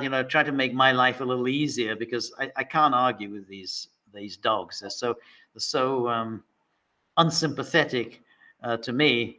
They have such a low opinion of me. So if you can find a few extra shekels, that'd be extremely helpful. Anyway, that's the birds in Berlin. But again, I think somebody was talking about last week. Maybe it was you who was talking about last week about the swans. This has happened in a number of places. You have a swans, nicely swimming in the pond or the lake, and then say, well, that's a nice swan. That would make a nice roast for Sunday. And there goes the swan. But that again, there's plenty of evidence that those things have happened. Swans have been stolen and eaten. Anyway, DJ 5314 says the phenomenon of bird swarms moving in unison is called murmuration. Yeah, that's it. That's yeah, exactly. That's the thing that's just fascinating to watch. It typically involves large flocks of starlings or other bird species flying together in a highly coordinated and fluid manner, creating mesmerizing patterns in the sky. Murmurations are thought to serve several purposes, including confusing predators and keeping the flock together for warmth and protection. Now, all of that is true, but what's extraordinary about it is how they pull it off, because it looks like a hard thing to pull off without somebody getting in somebody's way. I mean, we have teamwork, but it's very hard, even just getting a few people to work in a team without somebody annoying somebody else, somebody treading on someone's toes. But those are huge teams, and they all act in unison. And that's why I thought, like, that's very much how our media operate. Everybody has his the particular task assigned to him, and they there they are. They do their thing. Cynthia says, apparently the purpose of the softball interview that Kamala did in Philadelphia was for her to convince black men that she really is black, so they'll vote for her. And to improve her odds of this actually happening, she only allowed black journalists to interview her there. Yeah, that's exactly right. And of course, it was a very different reception that Trump got when he did that that same interview, where and that was of course kind of hostile to him, extremely hostile, and he handled that with quite well. But yeah, I mean, she would absolutely wouldn't be able to handle anything hostile like that. But yeah, that was not no surprise that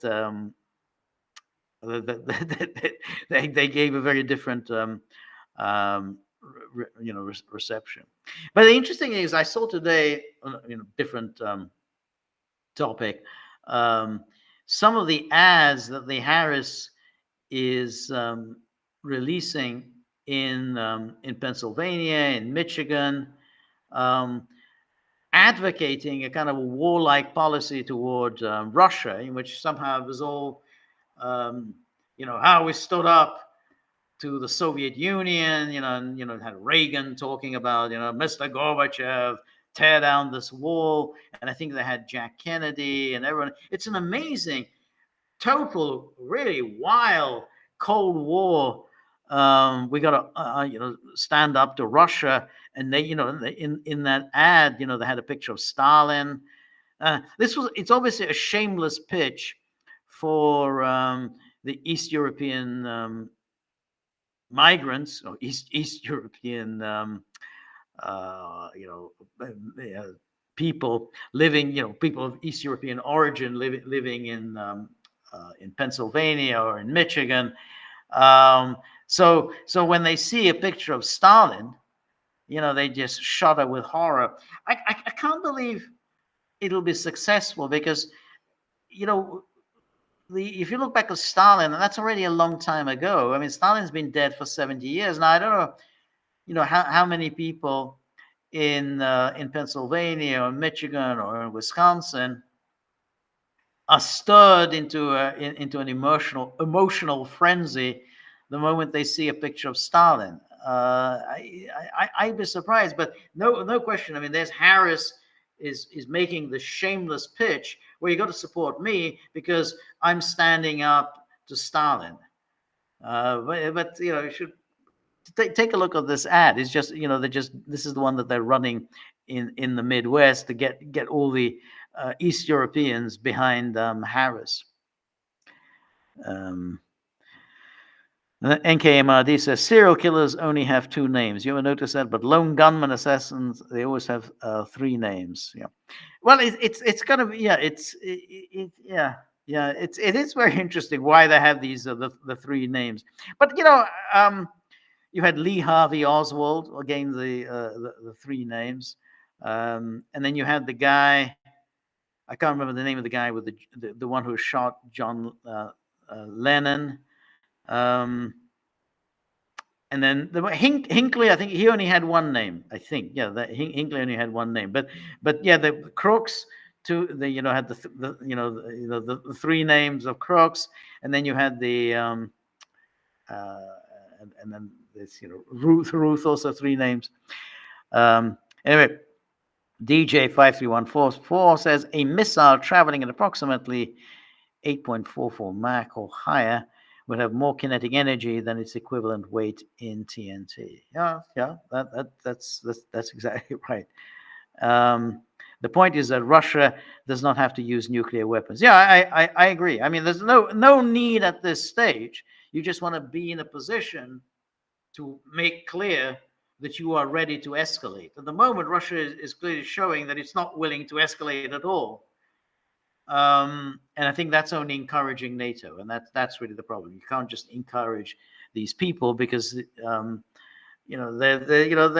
horrific. They're the worst kind of bullies and cowards as well. They want other people to do the dying. So therefore, what Russia has been doing is essentially encouraging Johnson, encouraging Stoltenberg, encouraging Biden. Hey, nothing to worry about. Just take the next step. And so to the point when, we're going to be just bombing Russia. That's what it is. America's just going to be bombing Russia. We can do it. America can bomb Russia and Russia will not respond. We'll just say, hey, we're not a party to the conflict. And that's what Stoltenberg said in this interview in the Times. We're not a party to the conflict. Yeah, I know we're sort of bombing Russia in effect because we're the ones with the satellite technology. We're the ones choosing the target. We're the ones controlling the trajectory of the missile, but we're not a party to the conflict. Okay, great. Anyway, Cynthia says, but if you see Irina as a Russian sable, Irina is a Russian sable, which is certainly portrayed as such throughout the film, therefore Renko to release the sables in Sweden does make sense. Well, that is interesting. That's an interesting. I hadn't thought of that. And it could well be because in other words, just the sable that they I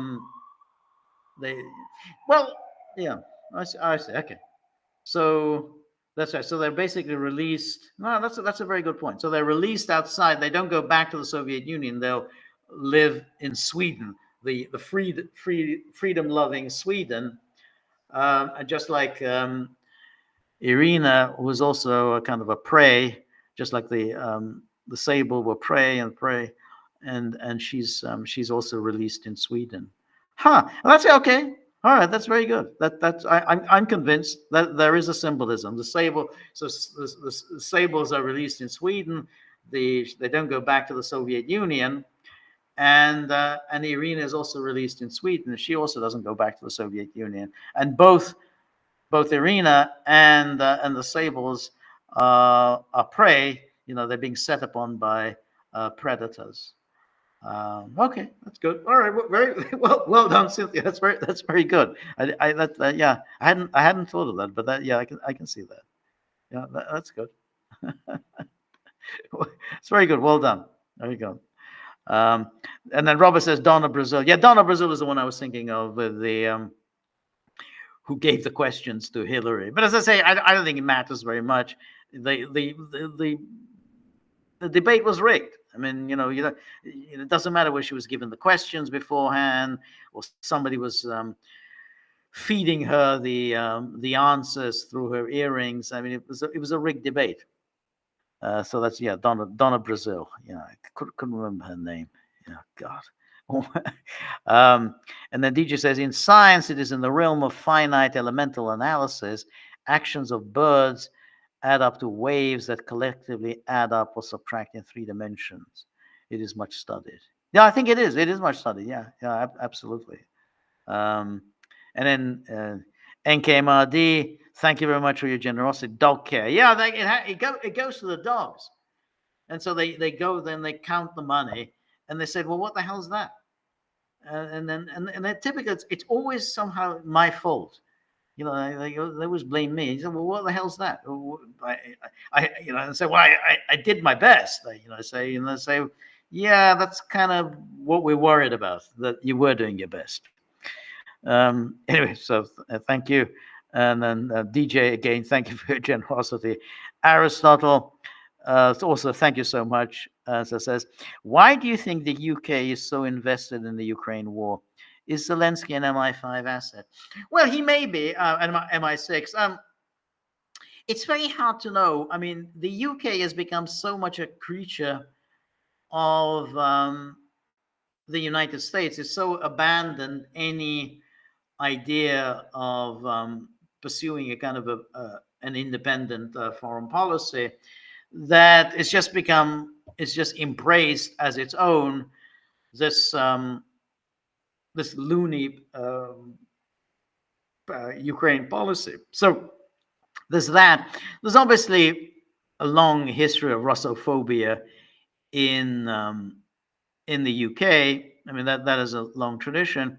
And the other aspect of it, which I can't quite get my head around, is the extent to which the UK has completely abandoned any sense of its own national identity. I mean, it's now completely Americanized. I mean, it doesn't even do anything that's traditionally British. I mean, it goes from, you used to have a kind of, the House of Lords used to be the highest court in the UK. So now they have a Supreme Court. They got a Supreme Court. They can't even think of a different name. So now the highest court in the UK is the Supreme Court.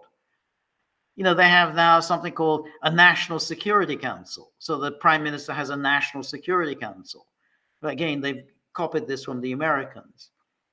They have a National Security Advisor. Again, copied from the Americans. When you see pictures inside Downing Street, they didn't used to film things inside Downing Street. No one ever knew what really went on in Downing Street. But it's all modeled on how in the Oval Office. When the Oval Office, you have the president, he's sitting on the left-hand side, and then you have his guest is on the right. So now you have that in Downing Street, with the prime minister doing the same thing in the same place, left-hand side, and then the guest on the right-hand side, or with whomever he's speaking. So they've completely taken everything over from the Americans. It's like, they used to have a Guy Fawkes night. I mean, that's a little different level. They used to have a Guy Fawkes. They don't have Guy Fawkes night anyway. They do Halloween. This phony baloney event that the Americans invented, Halloween. And so now the British do Halloween now. They never used to. I mean, I lived there for many years. I don't remember not once do I remember anyone ever celebrating Halloween. I do remember Guy Fawkes. It used to be this ritual, November the 5th, Guy Fawkes night. And then for about a month beforehand, you had people, children rather, collecting penny for the guy, and for the fireworks and so on. That's gone.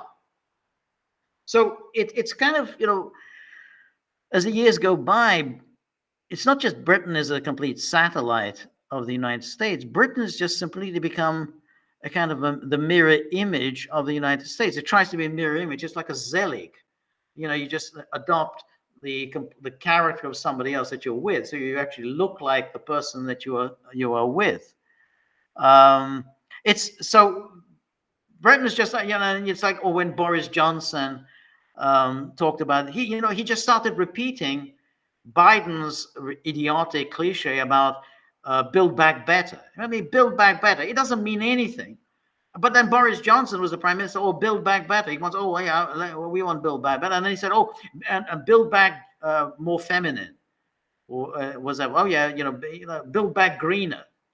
And then so Johnson just repeats all these mindless cliches from the United States. So I think somewhere along the lines where when you lose your identity, you lose any sense of your own, yourself having any interest of your own, some national interest, you just entirely take over the personality of someone else. So Britain really has no kind of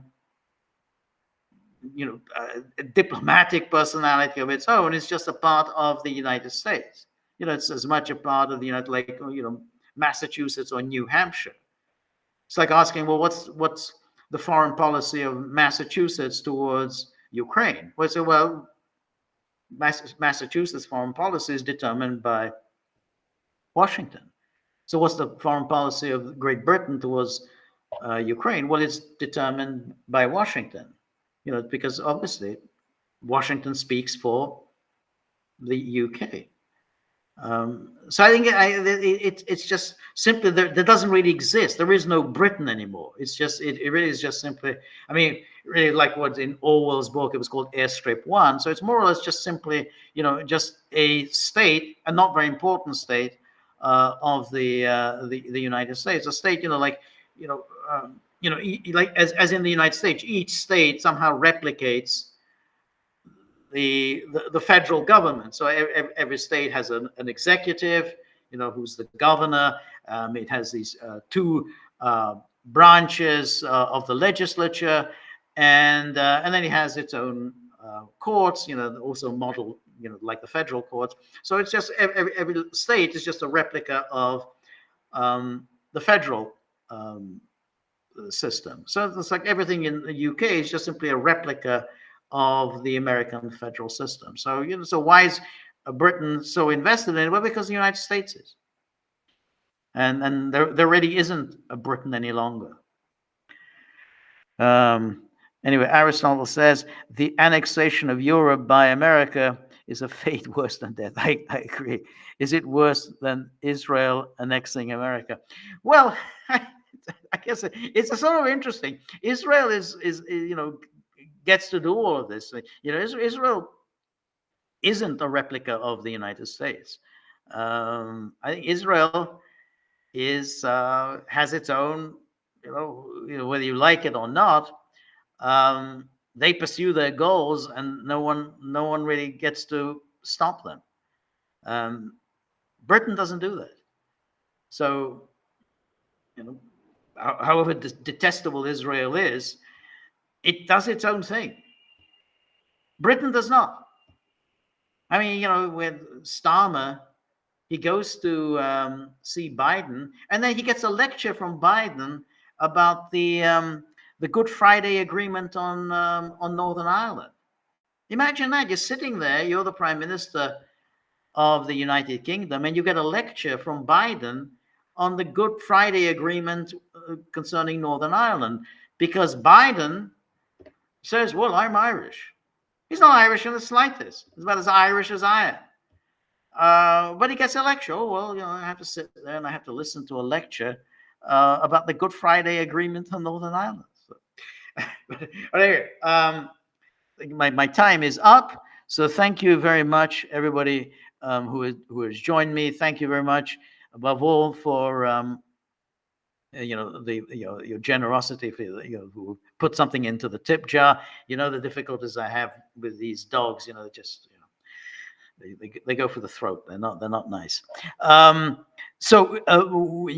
had the screening for the Western perceptions of Russians and Russia, but so we had that. But we want to now know who the runner-up is, and so keep voting in the poll. The poll is still up there on the Gaggle board, and so keep voting, and then we'll know who the runner-up is, and then we'll screen that next week, and then of course keep coming up with suggestions for future screenings. What theme?